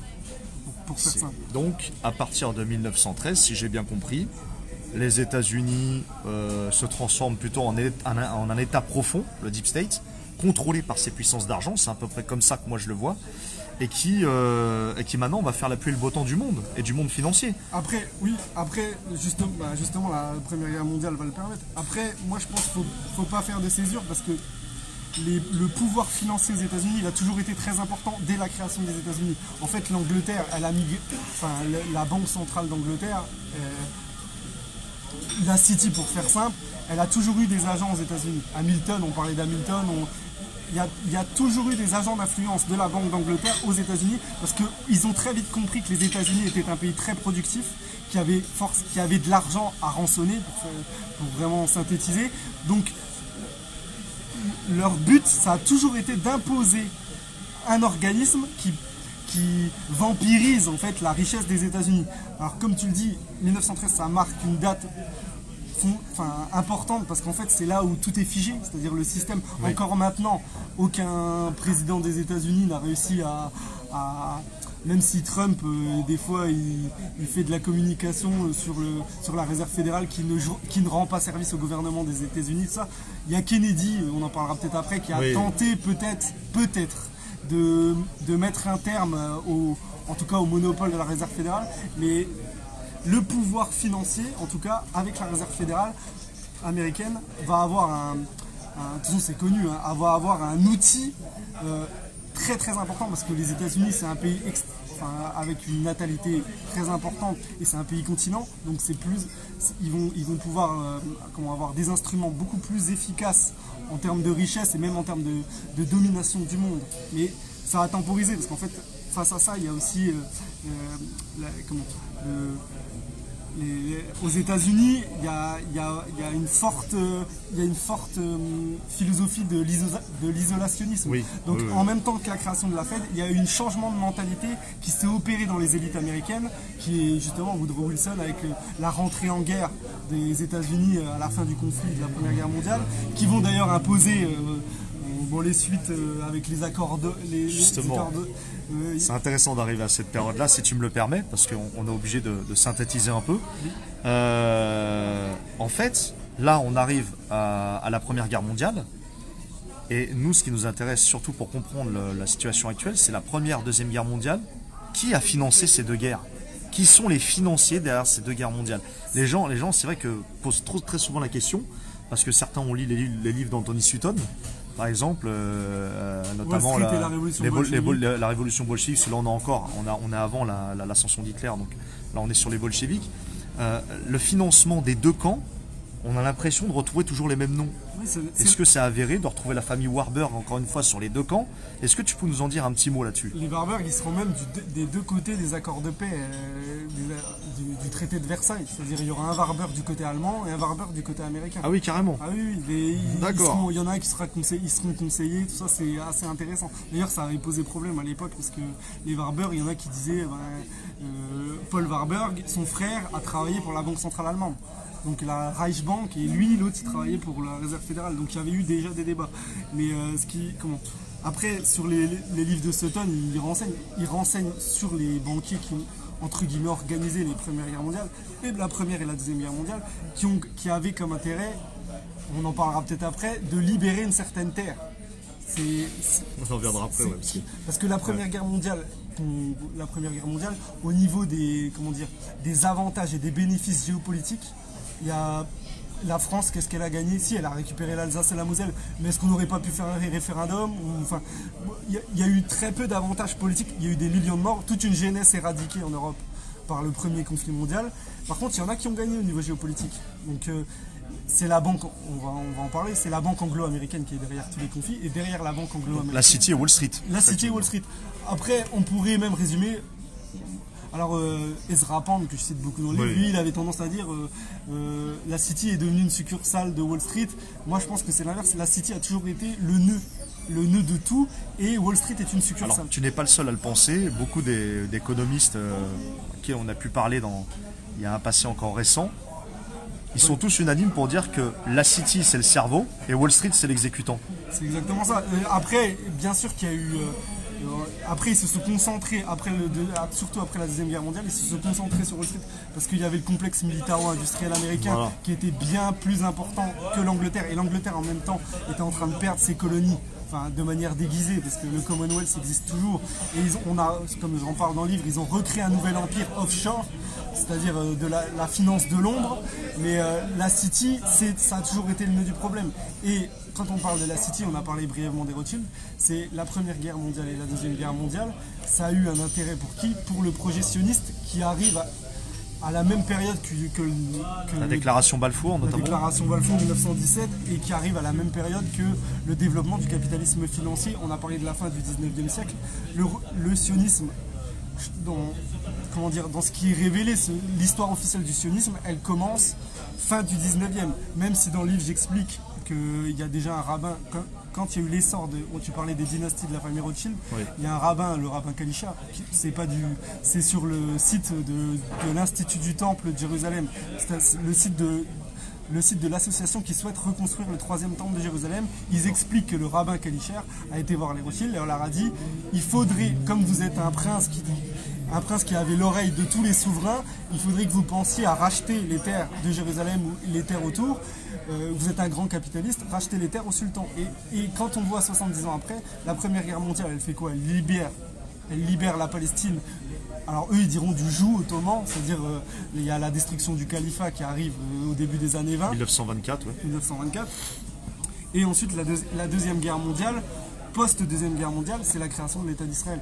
Donc on voit qu'il y a parce que c'est quand même le sujet du livre, même en arrière-fond, on a parlé surtout de l'aspect financier, mais le sujet du livre, on voit que le sionisme s'est développé parallèlement au capitalisme. D'accord. Au capitalisme financier. Donc en fait, tu es en train de nous dire que même un projet, on va dire politico-religieux, sa base fondamentale, c'est la banque, c'est la finance, c'est la monnaie. Alors, on est encore sur une question d'argent en fait. Alors c'est même assez impressionnant quand on s'intéresse au sionisme de manière carrée, entre guillemets, on s'aperçoit qu'en fait, il y a une création d'une banque avant même un État, avant même une terre. C'est ce qu'on appelle la Jewish Colonial Trust, excusez-moi pour l'accent anglais, qui deviendra ensuite la banque anglo-palestinienne sous le mandat britannique et qui sera transformée ensuite par la banque Leumi qui existe encore maintenant. Et après, certaines missions seront reprises par la Banque centrale d'Israël maintenant. Mais en plus d'une banque centrale privée, le sionisme, c'est un État qui a été construit par des firmes privées. Il y a eu le KKL, c'est-à-dire le KKL, je ne vais pas le dire en hébreu, mais c'est une organisation qui achetait les terres ou après les conquêtes qui prenaient possession des terres et qui les redistribuait. Donc le sionisme, Israël, c'est un État actuellement, c'est un État qui s'est construit par le privé, alors que généralement on pense plutôt que c'est des sociétés politiques. Oui, bien sûr, que c'est le politique. Non, là en fait c'est le financier encore une fois qui a pris la place sur qui a pris la place sur le politique et qui a construit de toutes pièces cet État. Mais comme d'autres, il y a d'autres États dans le monde qui pourraient être un exemple. Tu citais aussi Florence, Venise, etc. C'est intéressant, finalement, l'histoire se répète. Et là, on est dans une période intéressante. On est avant la Deuxième Guerre mondiale. Mais il y a une période, nous, qui nous intéresse en tant que gilets jaunes pour comprendre la situation financière de la France. Tu sais, là, on est dans l'entre-deux-guerres, d'accord? L'entre-deux-guerres en France. Il y a une institution, la Banque de France. Est-ce que tu peux nous dire un mot sur la situation de la Banque de France entre l'entre-deux-guerres? Parce que j'entends parler des 200 familles, j'entends parler de synarchie. Est-ce que tu peux nous expliquer tout ça? Mais la Banque de France, donc, comme j'ai vraiment brièvement expliqué, le fonctionnement il était privé, comme la Banque d'Angleterre, sauf qu'il y avait le président ou chef de l'État qui, comme un peu aux États-Unis avec la Réserve fédérale, avait nommé le gouverneur. Et d'ailleurs, c'est Napoléon qui avait renforcé les mécanismes de nomination du gouverneur. J'en parle dans le livre. Il y avait une façade où on pensait que le politique avait son mot à dire sur la politique monétaire. Mais la Banque de France, c'était une banque centrale détenue par des privés, complètement. Après, on n'a pas parlé du système de réserve fractionnaire, mais elle était complètement privée. Sauf que comme tu dis, on est entre les deux guerres. Il y a eu des mouvements pacifistes, oui, et d'anciens combattants qui voyaient qu'on allait rejouer le coup de la Première Guerre mondiale. Donc c'est ce qu'on appelle communément les ligues fascistes. Il y a eu une pression populaire assez importante dans les années 30, en même temps que la montée du fascisme italien dans les années 20, de l'hitlérisme dans les années 30, sauf qu'en France, c'était même aussi un peu dans les autres pays, mais en France, c'était des antimilitaristes, il faut le dire, pacifistes bien souvent, qui ont commencé à dénoncer l'oligarchie financière justement des 200 familles. Et en gros que la Banque de France n'était pas aux mains du politique et que la République, on disait que la République elle était dans la main des financiers, c'était une république apatride, c'est tout le discours de l'Action française, des croix de feu, tout ça. Et ils se sont mis à dénoncer le pouvoir de l'argent et notamment des 200 familles, donc des grands industriels, Schneider. Est-ce qu'on a des noms de ces 200 familles? Qui étaient ces 200 familles? De toute façon, dans les 200 familles, il y a des noms connus, il y a les Schneider, les Rothschild, des gens... D'accord, donc les Rothschild détenaient des capitaux de la Banque de France, étaient actionnaires de la Banque de France, c'est ça que tu es en train de nous dire? Et puis les Rothschild, ils avaient même, c'était des actionnaires, peut-être même un des actionnaires les plus importants de la Banque de France. D'accord. Alors donc on comprend mieux parce que beaucoup de gens aujourd'hui ne comprennent pas l'histoire de la Banque de France et même son statut. Là, on arrive à la Deuxième Guerre mondiale, fin de la Deuxième Guerre mondiale. Bon, j'invite évidemment nos viewers à aller lire les excellents bouquins d'Anthony Sutton qui nous parlent du financement du nazisme en Allemagne, de l'Allemagne nazie, donc qui a été financée, je vous rappelle, par Wall Street. Donc allez voir son excellent bouquin, tout comme la révolution bolchevique et autres. Là, on arrive maintenant à la fin de la Deuxième Guerre mondiale, l'émergence de Gaulle, l'homme charismatique de la France qui a relevé la France, etc. Après, on va parvenir sur des considérations plus pointilleuses. Nous, ce qui nous intéresse, c'est de comprendre maintenant. Il y a le Conseil national de la résistance, il y a le CNR. Le CNR qui, pour nous, en tant que Gilets jaunes, c'est un exemple pour nous de, on va dire, d'alliance populaire entre plusieurs forces idéologiques pour essayer de sortir et relever le pays. Et on le prend très souvent comme exemple aujourd'hui, comme forme de résistance authentique. Quelle est la situation de la France et notamment les liens avec la finance internationale? Quelle est la situation de la France et ses rapports d'opposition avec la finance internationale sous De Gaulle lors des fameuses 30 Glorieuses? Alors, après, pour faire vraiment simple, De Gaulle donc en 1946, en 1936 avec Léon Blum, il y avait eu avec le Front populaire pour calmer justement les classes populaires où il y avait un anti-parlementarisme qui montait fort. On avait mis le Front populaire qui était un peu l'illusion du on va s'occuper des problèmes sociaux, de la République inégalitaire, tout ça. Et Léon Blum, il avait nationalisé la Banque de France. En fait, c'était une mesure de façade. De Gaulle, quand il arrive, elle est véritablement nationalisée en 1946. D'accord. Où là, De Gaulle, il explique qu'il faut mettre hors d'atteinte la capacité de nuisance de certaines puissances capitalistes, les puissances d'argent. Donc De Gaulle, il fait quelque chose de bien, entre guillemets, mais il se fait liquider tout de suite après, en 1946. C'est-à-dire, c'est la 4ème République. La 4ème République, c'est exactement les mêmes que la 3ème République. C'est-à-dire, c'est la République des partis, enfin, le régime des partis, comme il l'explique. Sauf que De Gaulle, il revient en 1958 sur un contexte de crise qu'on ne va pas détailler avec l'affaire algérienne, tout ça. Et en fait, on met De Gaulle comme un petit peu à l'époque de la Seconde Guerre mondiale pour sauver quelque chose. En tout cas, quelque chose. Il y a des dominants qui le mettent au pouvoir pour sauver quelque chose. Et De Gaulle, il s'aperçoit vite qu'en fait, il faut totalement nationaliser l'émission monétaire. C'est ce qu'il fait. Et donc, il crée le nouveau franc, tout ça. Et il crée le circuit national du trésor. Enfin, ce qu'on va appeler plus tard l'argent. On dira le mécanisme de l'argent du trésor, c'est l'argent gratuit, en fait. Donc, c'est le droit de seigneuriage que je parlais. Le fameux crédit productif? Oui, et puis c'est la capacité de la Banque centrale à prêter, la Banque centrale française à prêter à l'État français. À taux zéro. Gratuitement. Donc gratuitement. Alors bien sûr, nos économistes modernes vont dire, mais heureusement que ça a plus court parce que c'était une abomination, ça crée de l'inflation, ce qui est faux. Parce que De Gaulle, il arrive en 58, il y a 15% d'inflation, ce qui est énorme. La République, ça allait s'effondrer. Et pendant les mandats de De Gaulle, c'est-à-dire de 58 à 69, le maximum, hormis l'année 58, mais De Gaulle il arrive dans l'année 58, hormis l'année 58, il n'y aura que 6% d'inflation. Mais l'inflation, ce qu'il faut comprendre, c'est que l'inflation, c'est aussi une manière d'éliminer la dette. Il y a quatre façons d'éliminer, de traiter le problème de la dette. Il y a la hausse des recettes. La hausse des recettes budgétaires, c'est ce qu'on nous propose comme unique solution maintenant avec la Banque Centrale Européenne. Il y a l'annulation, l'annulation totale ou partielle.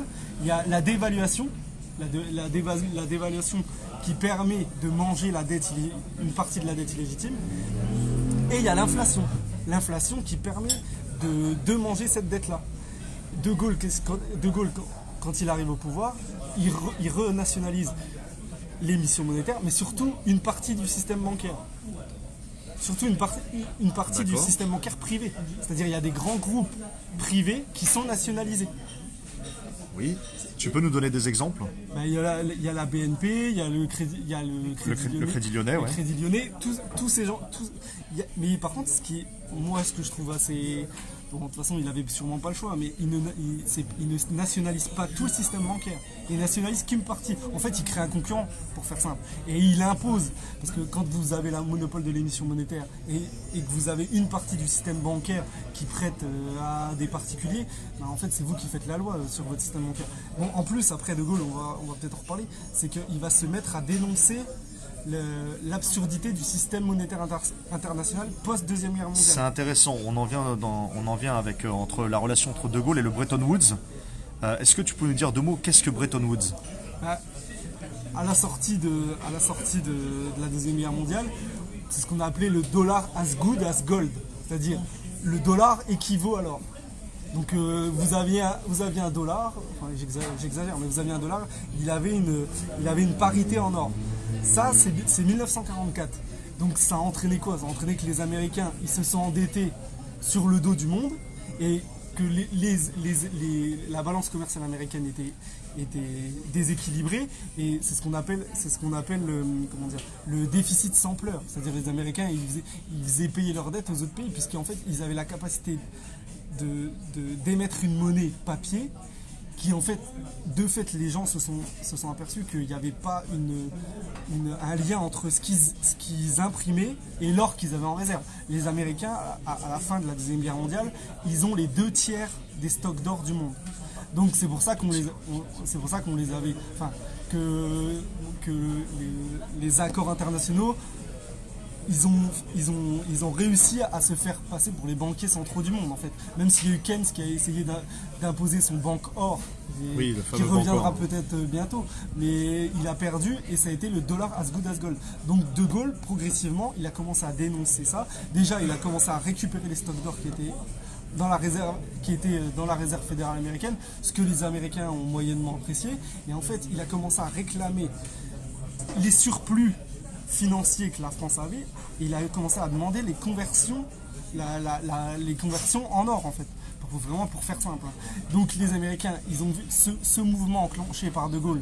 Les Allemands ont commencé, les Allemands qui sont nettement, c'est la nation humiliée par la puissance anglo-saxonne, qui sont largement plus dociles que les Français à l'époque, mais les Allemands ont commencé à réfléchir à ce que faisait De Gaulle et à se dire, attends, nous aussi on va peut-être demander le change de nos dollars en or.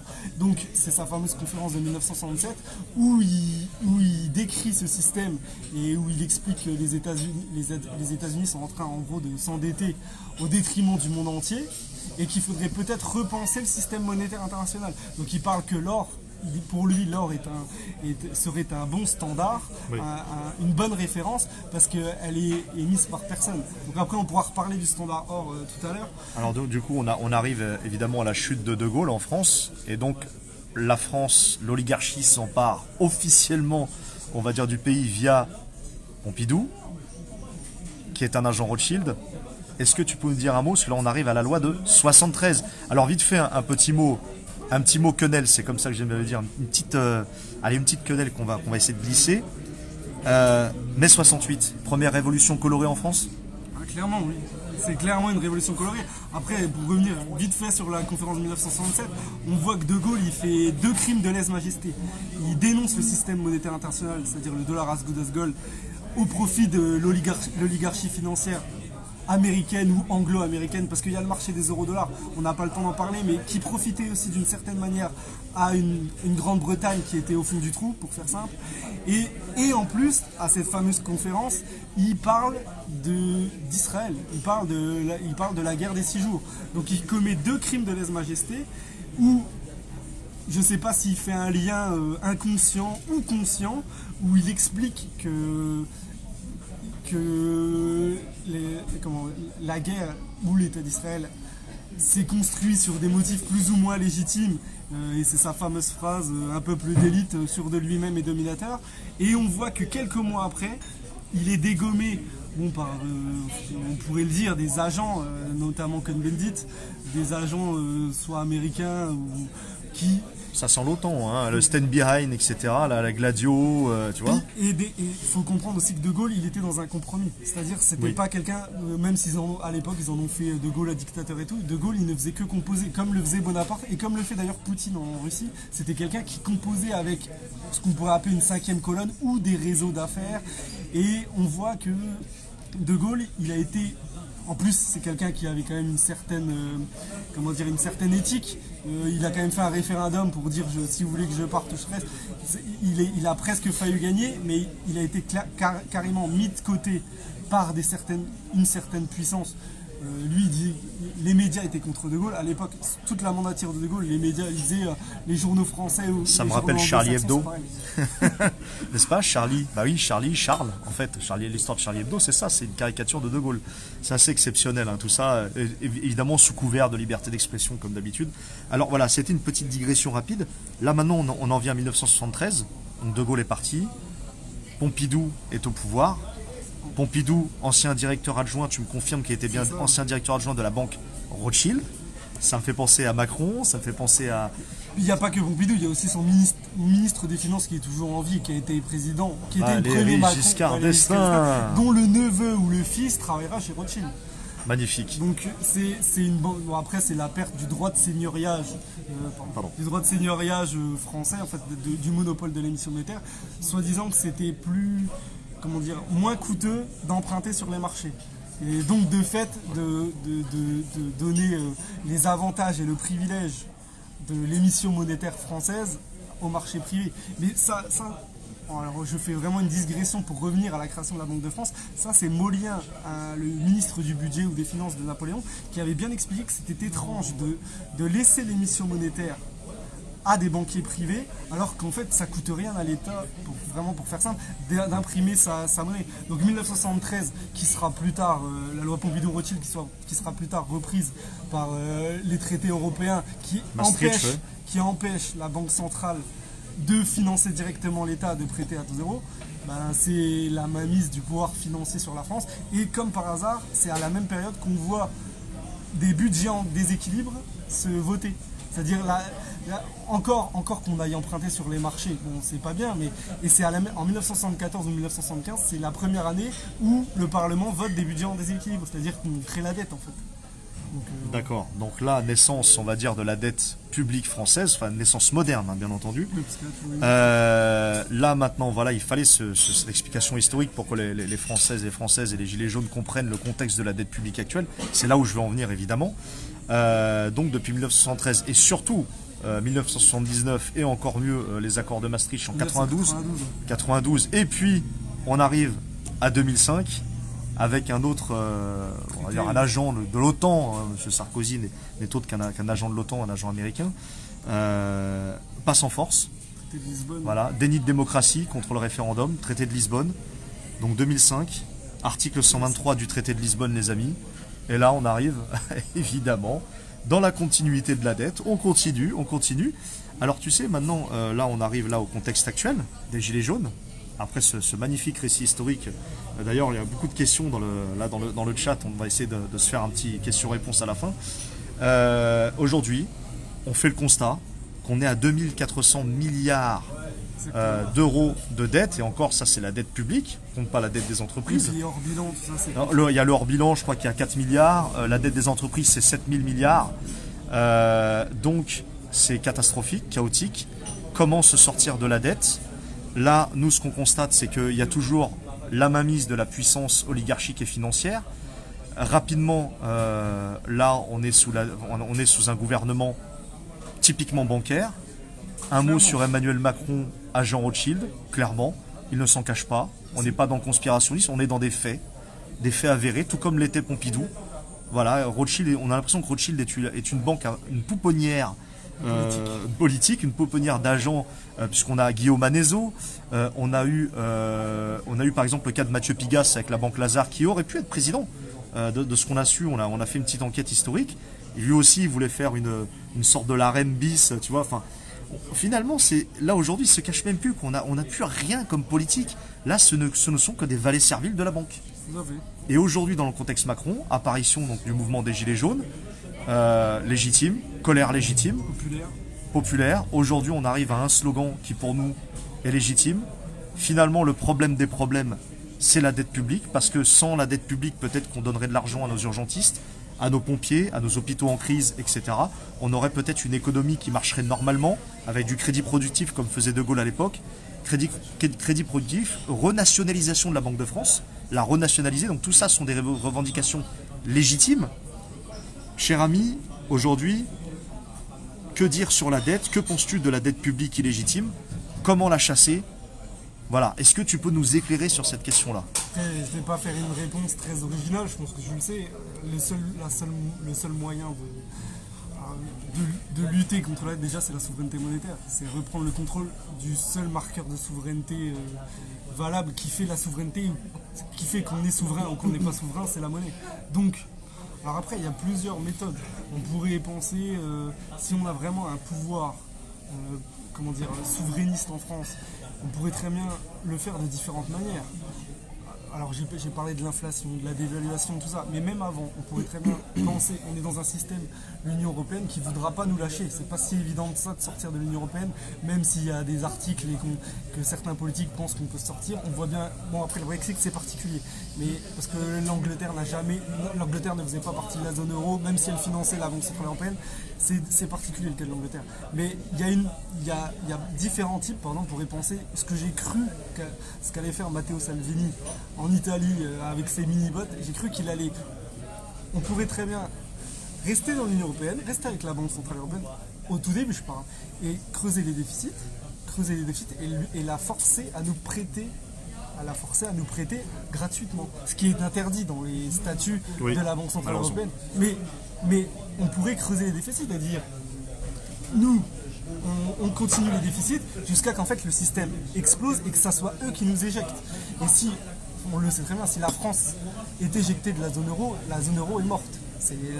Parce que s'il n'y a pas la France, l'Union Européenne, elle est détruite. Donc pas de moratoire sur la dette sans une sortie de l'Union Européenne. C'est une évidence, on est d'accord là-dessus. Après le moratoire sur la dette, ce que les Gilets jaunes constituants font et ce qui est primordial, ce que je crois comprendre, c'est mettre la pression sur nos élus politiques, leur faire comprendre que le problème, en fait, comme disait Raffarin, vous savez, les élections maintenant, c'est la volonté des prêteurs et des électeurs. En système démocratique, non, en théorie la politique c'est la volonté des électeurs, pas de ceux qui nous prêtent. Le moratoire sur la dette, il est important dans le sens où vous pouvez, les gilets jaunes constituants, par l'éducation et par des actions symboliques, peuvent faire comprendre que l'enjeu principal c'est la dette, c'est-à-dire des gens qui nous imposent des mesures politiques, un programme politique, un projet politique, par la légitimation d'une dette qui, elle, par certains aspects, n'est pas du tout légitime. Donc, faire pression sur nos élus, nos députés, les élus locaux, leur dire l'enjeu principal c'est la dette, pour éradiquer les 2/3 du problème, pour reprendre la souveraineté, mettre cette pression là sur les élus locaux. Le moratoire de la dette, il est légitime de prime abord pour ça. Et après, ensuite, évidemment, si l'Union Européenne, quitter l'Union Européenne, c'est pour moi indispensable. L'évidence. Évidemment, revenir à une souveraineté qui peut prévoir une coopération bilatérale ou même multilatérale avec certains pays qui nous ressemblent. Je pense à l'Italie où on a des politiques qui pourraient s'assembler, même ça il n'y a pas de souci. Mais par contre, évidemment qu'il faut quitter l'Union Européenne. Par contre, moi je serais pour faire que l'Union Européenne nous exclue. C'est-à-dire que ne pas porter le poids moral parce que c'est largement possible en fait d'avoir un politique qui entre guillemets fait semblant, ce que j'ai cru comme je t'ai dit avec Salvini. Bon, après depuis j'ai vu que Salvini était lié, il a une inclinaison particulière envers un certain projet, mais j'ai cru que Salvini allait continuer à augmenter le déficit public italien, que Moscovici lui disait absolument de faire attention, et qu'avec les mini-bots il allait court-circuiter d'une certaine manière pour les entreprises, les ménages. En plus il a été viré, mais j'ai cru que ça allait faire ça, et on pourrait le faire quand même. Un pouvoir politique qui pense au peuple, même si c'est compliqué parce que l'élection, tu le sais, fait qu'il y a des agents d'influence qui font que nos politiques ne sont pas maîtres de tous leurs actes. Donc, comme j'en parle dans le livre, quand on défend plus ou moins le peuple, il peut arriver des problèmes. Alors justement, concernant ça, bah nous, notre projet, si tu veux, évidemment, le moratoire sur la dette ne serait qu'un outil. La finalité finalement des Gilets jaunes, c'est surtout, maintenant aujourd'hui, hein, même si on est loin du 15 du mois, le frigo vide, la taxe sur le carburant qui était on va dire le préalable de la naissance des Gilets jaunes, en tout cas beaucoup d'entre nous au jour d'aujourd'hui, on souhaiterait évidemment la chute de l'oligarchie, la chute du gouvernement Macron, ça va de soi. Et je dirais, pour arriver à tout ça, on ne peut pas, nous, concevoir la finalité du moratoire sur la dette si on ne reprend pas le pouvoir. Donc reprendre le pouvoir, c'est évidemment mettre fin à l'oligarchie. Par quoi? Changer la Constitution. Bon, il y a plusieurs projets. Mettre un gouvernement de transition, faire chuter l'oligarchie par l'article 68 qui destituera le président, et in fine, pendant les 2 mois, donc selon ce que nous dit l'article 7, c'est-à-dire c'est le président du Sénat qui reprend le pouvoir pendant 2 mois, officiellement. Donc on mettrait une telle pression sur le président du Sénat qu'il, si on l'espère dans le meilleur des mondes, laisserait place à un référendum pour abolir partiellement le système, mettre un gouvernement de transition en place qui sera plébiscité par le peuple. C'est notre projet, c'est le projet des constituants et de beaucoup d'autres associations ou groupes de Gilets jaunes d'ailleurs. Et là, pour le coup, le moratoire, si on ne le réussit pas avec la 5ème République, parce que bon, on sait que c'est un système de toute façon qui est en fin de vie, là on pourrait le réussir totalement en sortant de l'Union Européenne, de l'OTAN, etc. Et nous reprendrons le contrôle sur nos finances par des comités tirés au sort, etc. Enfin, il y a plein de... Je ne vais pas rentrer dans les détails, mais voilà, pour nous c'est tout ça. Mais surtout, pour sortir de la dette, clairement, c'est, je dirais, s'unir sur des bases communes, essayer de nous rencontrer les uns et les autres, finaliser un dossier ensemble, essayer de le présenter à ce qui nous sert d'élus, bien évidemment, parce qu'en fait pour nous ce ne sont que des valets serviles du système, et essayer de leur mettre une pression telle qu'ils lanceront une commission parlementaire d'enquête sur la dette pour réagir très vite. Et ça, évidemment, ça ira contre leurs intérêts, mais il faut les forcer à un moment donné. Donc c'est la pression populaire qui va jouer. Et nous, on espère en tout cas que l'ensemble des Gilets jaunes, l'ensemble des opposants au système, qu'ils soient dissidents ou autres, ou même opposants politiques, on s'en fout, mais qu'il y a le bon sens qui revient dans le peuple français pour aller de l'avant et en terminer avec cette dette illégitime qui est en train de nous polluer. Et évidemment, notre adhésion à l'Union Européenne, dont il faut sortir, de l'OTAN, etc., du FMI. D'ailleurs, un petit raccourci, enfin, on va laisser la dette là quelques secondes. Je voulais revenir en fait sur une institution que tu fais mention dans ton livre, parce que je pense qu'elle joue un rôle important. Il y en a 2 pour moi. Le Fonds monétaire international, le FMI, dont Christine Lagarde, une Française, donc une oligarque française, a tenu tête. Et puis, bien entendu, la Banque des règlements internationaux. On n'en a pas parlé. Est-ce que ça serait la banque des banques? Est-ce que ça serait l'institution des institutions? La BRI, c'est la banque centrale des banques centrales. Et bon, après, il faudra ceux qui s'intéressent à ça, il faudra qu'ils lisent le livre. Mais même, je crois que c'est Carole Quigley qui en parle, ou même les livres de Sutton en parlent brièvement. C'est donc la banque centrale des banques centrales, et elle a permis elle a permis d'abord le refinancement de l'Allemagne, alors que l'Allemagne c'était le pays le plus endetté du monde en 1918. Et le Fonds monétaire international, il va avoir un rôle à jouer là très, très rapidement quand il va y avoir l'effondrement du dollar. Il est planifié. Tous les experts le prédisent. Trump va gesticuler, il va essayer de faire quelque chose, mais là tu parles de la dette publique, la dette américaine a encore explosé. Le monde est à 250 000 milliards de dollars. 250 000 milliards de dollars si on prend toutes les économies, toutes les dettes réunies? Les dettes publiques. Les dettes publiques seulement. Non, tu as raison, toutes les dettes. Et les Américains, la dette publique américaine, c'est 10%. C'est 10% des 250 000 milliards de dollars. Donc c'est 3,2 fois le PIB mondial, 250 000 milliards de dollars. Donc en fait, la dette, le système, il va exploser ou imploser, et le FMI, il a de manière certaine un rôle à jouer dans l'effondrement du dollar. Je pense qu'on va voir le système des DTS, c'est-à-dire des droits de tirage spéciaux. On a parlé de De Gaulle, mais on n'a pas parlé du FMI, mais les droits de tirage spéciaux qui étaient un peu le système que j'ai parlé brièvement de Keynes avec le Bancor, qui était un panier de monnaie en fait pour sortir du standard dollar. Bon, maintenant, on n'a pas parlé du système d'échange flottant, parce qu'en ce moment on est dans le système d'échange flottant, mais en fait on est dans l'ère du pétrodollar. Et cette ère-là on va bientôt terminer l'ère du pétrodollar, parce que on voit que Trump se débat, mais l'effondrement du dollar est imminent par rapport à l'économie américaine, par rapport à la tension au Moyen-Orient. Et le FMI va de manière certaine avoir avoir un rôle important et c'est sûrement lui qui va coordonner le prochain système monétaire international via les DTS et peut-être via l'or. On voit que la Chine a une politique de rachat d'or, même la Russie. Toutes les grandes banques centrales sont en train de racheter de l'or actuellement. Et c'est possible que l'or, accouplé au DTS, joue un rôle sur la mise en place d'un nouveau système monétaire international et d'une monnaie peut-être virtuelle ou numérique. Une monnaie électronique? Une monnaie électronique, mais au départ, l'effondrement du dollar se fera par l'or. C'est-à-dire où on dira l'économie américaine elle est morte et il va y avoir un moment intermédiaire où le FMI via les DTS adossé à l'or et via la Chine, parce que la Chine est un des grands pays qui acquiert de l'or.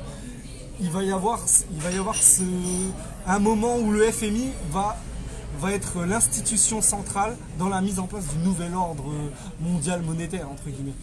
Bon, après, on ne sait pas si ce sera, comme dit Jacques Attali, avant ou après la guerre. Oui, parce que quand Jacques Attali dit, en général, ça se fait. Hein. Tu vois, Bon, pas tout le temps, des fois il se trompe.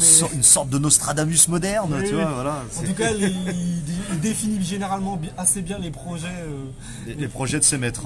Les projets de ses maîtres, oui, tout à fait. Vont venir. Alors, aujourd'hui, avec toutes ces questions, nous, la question qu'on se pose, c'est on essaie de mettre en lumière les oligarques français. Hein. Là, je ne parle pas des oligarques internationaux, qui eux sont un cran au-dessus, mais en France, on essaie de voir qui sont les valets serviles et qui tirent les ficelles. Aujourd'hui, d'après toi, qui tire les ficelles en France? Qui sont réellement les oligarques? Bon, nous, on a nos idées, on pourra échanger après, mais pour toi, ton opinion? Alors, moi, ça dépend ce qu'on entend par France. Moi, je pense que la région France du nouvel ordre mondial. La finance française, est-ce qu'elle existe encore? La finance composée de Français, est-ce qu'elle existe encore? J'en doute. Je pense que la France est devenue un vassal de la finance anglo-américaine. On le voit avec l'affaire BlackRock actuellement, qui c'est compliqué pour Macron de ce point de vue-là. Mais bon, déjà BlackRock, premier gestionnaire d'actifs, asset management.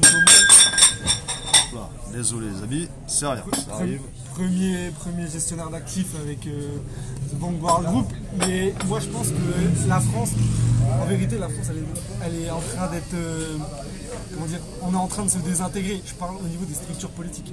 Au niveau des structures politiques, on est en train de se désintégrer et les gens qui nous gouvernent, ce sont déjà plus des gens qui ont une assise française. Alors après, bien sûr, on va citer des grands capitaines d'industrie, les Arnaud, les Bolloré. Qui sont des plutocrates, mais au service finalement des employés. Voilà, ce sont des employés. Parce que comme tu l'as dit, on en a peut-être parlé dans une conversation privée, les véritables détenteurs de capitaux, on ne les connaît pas. C'est pas des gens qui ont pignon sur rue, on connaît très peu de monde. On parle de Lazare, on parle de Bernard Mourad, de Mathieu Pigasse, des employés. Qui sont des exécutants finalement des oligarques mondialistes que sont la finance anglo-saxonne. Donc nous, là, pour le coup, nous on repère deux personnes. On a repéré deux personnages qui jouent un rôle clé. Alors ce ne sont pas pour nous des oligarques mondiaux, mais des oligarques français. En fait, on leur donne le statut d'oligarque, mais en France. D'accord. Pas dans le monde. Pour nous, il y a Henri de Castries. Ah oui, et Michel Pébreau. Parce que Henri de Castries, président du groupe Bilderberg, c'est pas rien. C'est comme un sacré club mondialiste, reconnu dans le monde entier par les oligarques, un entre-soi oligarchique. Tout le monde sait que quand tu passes à Bilderberg, tu as un rôle à jouer après dans la politique locale de ton pays. Dixit Macron, Dixit Édouard Philippe aussi, Dixit Christine Lagarde, Thierry Breton, Thierry de Montbrial, etc. Voilà, donc. Thibaut de Montbrial alors, non, Thierry de Montbrial. Pas Thibaut de Montbrial. Bon, lui, pas en politique, mais sur beaucoup d'autres choses, mais on va pas rentrer dans les détails, c'est un peu plus complexe. Mais en tout cas, voilà. L'exemple le plus récent, Macron et Philippe. Voilà. Les deux étant passés à Bilderberg. D'ailleurs, parrainé par le couple Kravis, KKR, qui est un fonds mondial, pareil, classé avec BlackRock, Vanguard, etc. Donc pour nous, en fait, ces deux-là, Michel Pébreau, ancien PDG de BNP Paribas, certains disent même qu'il est très proche des Rothschild, enfin là ça reste à prouver, etc. Pour nous, ces deux personnes jouent un rôle fondamental dans le rouage oligarchique entre la France et le monde anglo-saxon. On les retrouve partout, au Club Le Siècle, on les retrouve au Club des juristes, Club Le Siècle, Club... qu'est-ce qu'on a encore? On les retrouve à la Trilatérale. Enfin, à un moment donné, alors on a aussi Jean-Claude Trichet, on a Pascal Lamy, Thierry Breton, donc on sait que tout cela, en fait, c'est eux qui dirigent réellement le pays, parce qu'ils reçoivent des ordres, effectivement, de leurs oligarques. Et donc, finalement, les plutocrates, comme capitaine d'industrie, comme tu dis, Xavier Niel, Patrick Drahi, Tout ça, en fait, Milliardaire et crédit. voilà. Finalement, nous, on les qualifie d'oligarques locaux, mais pas mondiaux. Mais par contre, ils jouent un rôle important pour l'idéologie du relais. Si on prend le cas de Bernard Arnault, qui est quand même la première fortune du monde, maintenant passé quand même devant Jeff Bezos, c'est pas rien. Donc, on regarde le côté plutocratique, mais nous, ce qui nous intéresse, c'est les forces de réseau. Et dans les forces de réseau, Henri de Castries, on n'a pas trouvé mieux à l'heure actuelle que lui et Michel Pébreau. Donc pour nous, ces deux-là jouent un rôle très important. On va essayer de le mettre un petit peu, on essaie de le mettre en lumière de temps à autre. Mais c'est très compliqué parce qu'on est en train d'essayer de créer une carte oligarchique en France. Mais il brouille tellement les pistes et ça change tellement Ouais, je pense que ça change. que tu vois, voilà, c'est Parce que quand très vous en compliqué. trouvez un, c'est possible qu'il y en ait un qui accède aussi à... Voilà. Parce que quand on met un peu trop la lumière sur certains, ils repassent dans l'ombre et il y en a d'autres qui sortent. Et après, tu as les valets serviles idéologues comme évidemment Alain Minc ou Attali, etc. Mais ce ne sont pas des oligarques qui jouent le rouage en fait. Et on est d'accord, cher ami, qu'aujourd'hui, c'est ni Macron, ni Philippe, ni son gouvernement, et encore moins l'Assemblée nationale et le Sénat, qui dirigent notre pays. Ils ne sont que de simples exécutants, de simples valets. Tout à fait. On a bien compris que c'est le siècle qui gouverne la France, on a bien compris que c'était les forces de réseau qui Après- prenaient leurs ordres de Bilderberg. Après, via aussi l'Union Européenne, parce que Voilà, l'Union non à Thierry européenne, Breton, il y a des spécialistes de l'Union Européenne, mais en fait, on voit par exemple que BlackRock a une activité de lobbying énorme. On sait que BlackRock, ils ont dépensé des millions dans le lobbying à Bruxelles, que c'est des firmes, parce que BlackRock c'est un gestionnaire d'actifs, donc c'est-à-dire que c'est pas une banque, c'est pas le secteur bancaire traditionnel. Après la crise de 2008, il y a une régulation qui est censée avoir eu lieu. BlackRock, il passe hors les radars de BlackRock, The Vanguard Group, qui sont en fait un duopole. Ils ont des parts l'un dans l'autre, on en parlait. C'est ça. On les retrouve partout. Toutes les entreprises du CAC 40 français, il y a soit BlackRock, soit Vanguard. C'est assez impressionnant. Et aussi américaine. BlackRock possède JP Morgan, Citigroup, The Vanguard Group, c'est l'actionnaire, le premier actionnaire de Goldman Sachs. Donc on peut voir que il y a des combinaisons et on voit qu'en fait nos politiques ils sont sous l'influence de milieux d'argent et on leur dit tu fais ce que tu dois faire, sinon ta carrière elle est terminée. Ou pire, je pense que voilà, après les vrais dirigeants, c'est maintenant les dirigeants et les grands banquiers centraux, parce que on peut banquiers centraux ou hauts fonctionnaires européens par exemple, parce que quand on voit que Barroso il repart à Goldman Sachs, quelqu'un qui est très peu connu en France qui s'appelle Stanley Fischer. Stanley Fischer, c'est l'ancien gouverneur de la Banque centrale d'Israël qui est passé par Citigroup, qui est passé vice-président de la Réserve fédérale jusqu'en 2017. Il a quitté la Réserve fédérale en 2017, soi-disant en désaccord avec la politique de Trump pour aller où? Stanley Fischer, chez BlackRock. Il est conseiller du centre recherche chez BlackRock. Donc on voit qu'il y a des entités. Bon, c'était Goldman Sachs il y a 10 ans. Goldman Sachs était le principal pourvoyeur de responsables politiques européens. Mario Monti, Mario Draghi, puis d'autres. Peter Sutherland, j'en parle plein de gens qui venaient de Goldman Sachs. Là, on voit que BlackRock qui passe sous les radars, c'est-à-dire que c'est un gestionnaire d'actifs qui n'a pas de fonds propres parce que c'est pas une banque. Donc c'est beaucoup plus dangereux si le jour où déjà BlackRock, comme ils ont 6 000 milliards et gèrent 6 000 milliards de dollars, ils peuvent influencer des marchés à eux seuls, on va dire. Donc ces gens-là, ils peuvent écrouler une économie du jour au lendemain. Ça veut dire que si demain on met en place un tribunal populaire issu d'un nouvel gouvernement de transition, quelqu'un comme Jean-François Cirelli, qui est président de BlackRock France, tribunal populaire lui.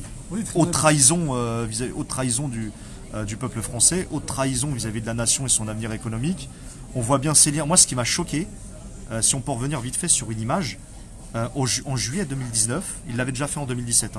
Macron, bon jeu de mots, il se retrouve à l'Elysée, dans la plus grande salle de l'Elysée, et il a qui avec lui, en réunion? Laurence Fink, donc le grand patron de BlackRock mondial, PDG de BlackRock mondial, Jean-François Cirelli, bon les valets serviles avec lui, Paul Kravis, donc le couple Kravis, qu'on retrouve à Bilderberg d'ailleurs, qui donc sont PDG du fonds KKR, et d'autres fonds, là, on n'a pas relevé mais en tout cas on a les principaux. Cette image-là, elle est forte quand même. Soi-disant, notre président qui représente nos intérêts est en fait un valet servile de ces gens-là. Il est convié à la grande salle de l'Élysée pour préparer évidemment la réforme des retraites et toutes les privatisations. Mais tu as complètement raison, mais en fait on voit que Macron, en fait, il ne fait que rendre l'appareil à ces organismes. Et on va dire, allez, il fait un peu preuve de patriotisme. Macron, il a été soutenu par qui en 2017? Claude Bébéar, le fondateur d'AXA. Donc d'AXA, De l'Institut, alors président de l'Institut Montaigne et a été présent à Bilderberg. en plus, et en fait, le système, la réforme du système des retraites, en plus d'entraîner une baisse une baisse importante des pensions en général, c'est l'ouverture du système de capitalisation privée. Ça va profiter à BlackRock, même si Bruno Le Maire dit BlackRock, c'est pas un fonds de pension, il est BlackRock. 66% des actifs de BlackRock, c'est des retraites. La directrice du centre de recherche de BlackRock, qui s'appelle Matteo Silago, elle dit qu'elle gère la retraite des pompiers de New York ou des instituteurs du Texas. Donc Bruno Le Maire qui nous dit mais non, c'est pas fait pour BlackRock. Déjà, si vous allez sur le site de BlackRock, il y a un rapport de 2017 qui dit, entre guillemets, des préconisations pour pouvoir ouvrir le marché de la retraite, ce qui est encore actuellement impossible, puisque actuellement c'est l'assurance vieillesse qui gère les retraites en France, c'est le public. Aucune entreprise ne peut proposer un produit de retraite en France. Tout à fait. Et en plus, la directrice que j'ai parlé, la Matteo Silago du centre de recherche de BlackRock, elle a dit lors de l'élection de Macron, c'est le moment ou jamais de faire ce que la France n'a jamais réussi à faire. En gros, en fait, la destruction du système social français, de protection et certains diront d'avantage d'une grande partie de population. Ce pourquoi Macron a été Macron est, comme tu l'as dit, je crois, Macron il a été élu, moi j'en parle dans mon chapitre brièvement sur Macron le golem financier, il a été élu par les puissants d'argent, il est là pour rendre des comptes, pas au peuple français, par les gens qui l'ont élu. Et puis on n'en parle pas, mais il y a l'affaire Alstom, il a rendu service à General Electric. Qui est un crime de haute trahison, selon l'article 68, il devrait être destitué pour l'affaire Alstom. Vous parlez de la destitution, Trump il va avoir un procès en destitution, nous en France, on pourrait éventuellement, si on avait des vrais contre-pouvoirs, ce qui n'existe pas en France, éventuellement faire un dossier pour un procès en destitution de Macron. Ça n'arrivera pas, mais on voit bien que Macron il rend service à des puissances d'argent. Et par contre, je ne sais pas où ça va le mener, parce que l'affaire BlackRock, c'est Rocher Noir, il est quand même en train de se fracasser dessus.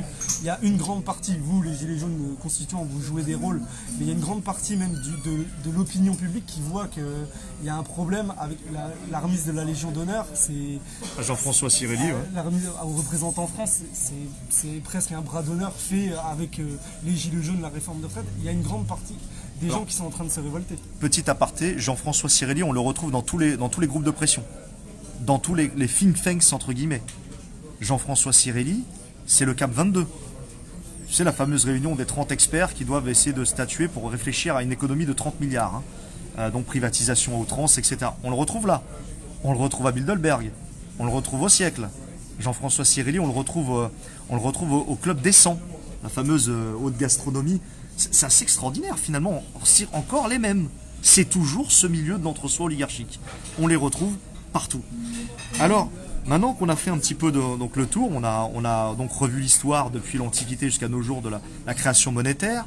Là, on est à l'ère moderne. Maintenant, quelles seraient les alternatives pour toi, pour qu'on sorte de ce marasme ambiant? Tu parles notamment dans ton livre, dans ton ouvrage. Alors, on va le remontrer vite fait. Donc voilà, à notre public. Donc, dans ton ouvrage, il y a un moment donné, à la fin, tout à la fin, tu parles du retour au standard argent. Est-ce que ça serait une alternative viable? Oui, je pense que, pour ma part, le standard argent, c'est une alternative à deux dimensions. C'est-à-dire, le standard argent, c'est une alternative déjà au niveau politique, au niveau géopolitique. Je pense que c'est le bon standard parce qu'il est 10 à 15 fois plus abondant que l'or, donc il est difficilement monopolisable. Donc il faudrait revenir en fait à un bimétallisme ou même à un standard argent unique. Mais moi, je serais plus pour revenir au bimétallisme. Et en plus, l'argent, contrairement actuellement, on nous vend beaucoup les monnaies numériques. Le bitcoin, investissez dans le bitcoin ou le zincoin pour ceux qui connaissent, ou des monnaies numériques qui soi-disant vont vous offrir la liberté financière. C'est une arnaque totale le zincoin, hein, pour moi en tout cas. Mais le bitcoin aussi. Moi, évidemment, ça c'est encore pire le bitcoin. C'est développé, en fait c'est la NSA derrière les systèmes d'achat. Bon, on va pas faire un sujet sur le bitcoin, on pourra en reparler peut-être un autre jour, mais concrètement, ceux qui veulent mettre, entre guillemets, se mettre à l'abri peut-être d'un effondrement, moi je crois pas au reset, hein. Je ne crois pas qu'il va y avoir du jour au lendemain un effondrement total. Il il va Par y avoir étape. par étape, et on va pressuriser de plus en plus les gens qui travaillent, en fait, les travailleurs. Donc, moi, ce que je pourrais éventuellement conseiller, parce qu'il va quand même y avoir l'effondrement du dollar, et il va forcément y avoir une fenêtre où il va pouvoir se passer des choses politiques. Ça s'est vu à travers l'histoire avec la Révolution, Napoléon, tout ça. Même De Gaulle avec le CNR, on peut en parler tout à l'heure. Moi, je conseille aux gens, si vous avez, ça ne demande pas énormément d'argent, de liquidité, c'est d'acheter des pièces de monnaie d'argent, en argent. C'est pas forcément des lingots. Si vous avez des moyens, acheter des lingots pour vous mettre à l'abri, pour on va dire sortir votre épargne du système financier. Mais moi je vous conseille d'acheter des petites pièces de monnaie en argent de la période du Premier Empire au Second Empire, parce que ça évite les contrefaçons, la teneur en argent est assez importante. Alors là, on serait que dans des pièces d'argent que du 19e siècle, clairement. Ouais, D'accord. Faut cibler le 19e siècle. Et en fait, ça va vous permettre, je parle même à des...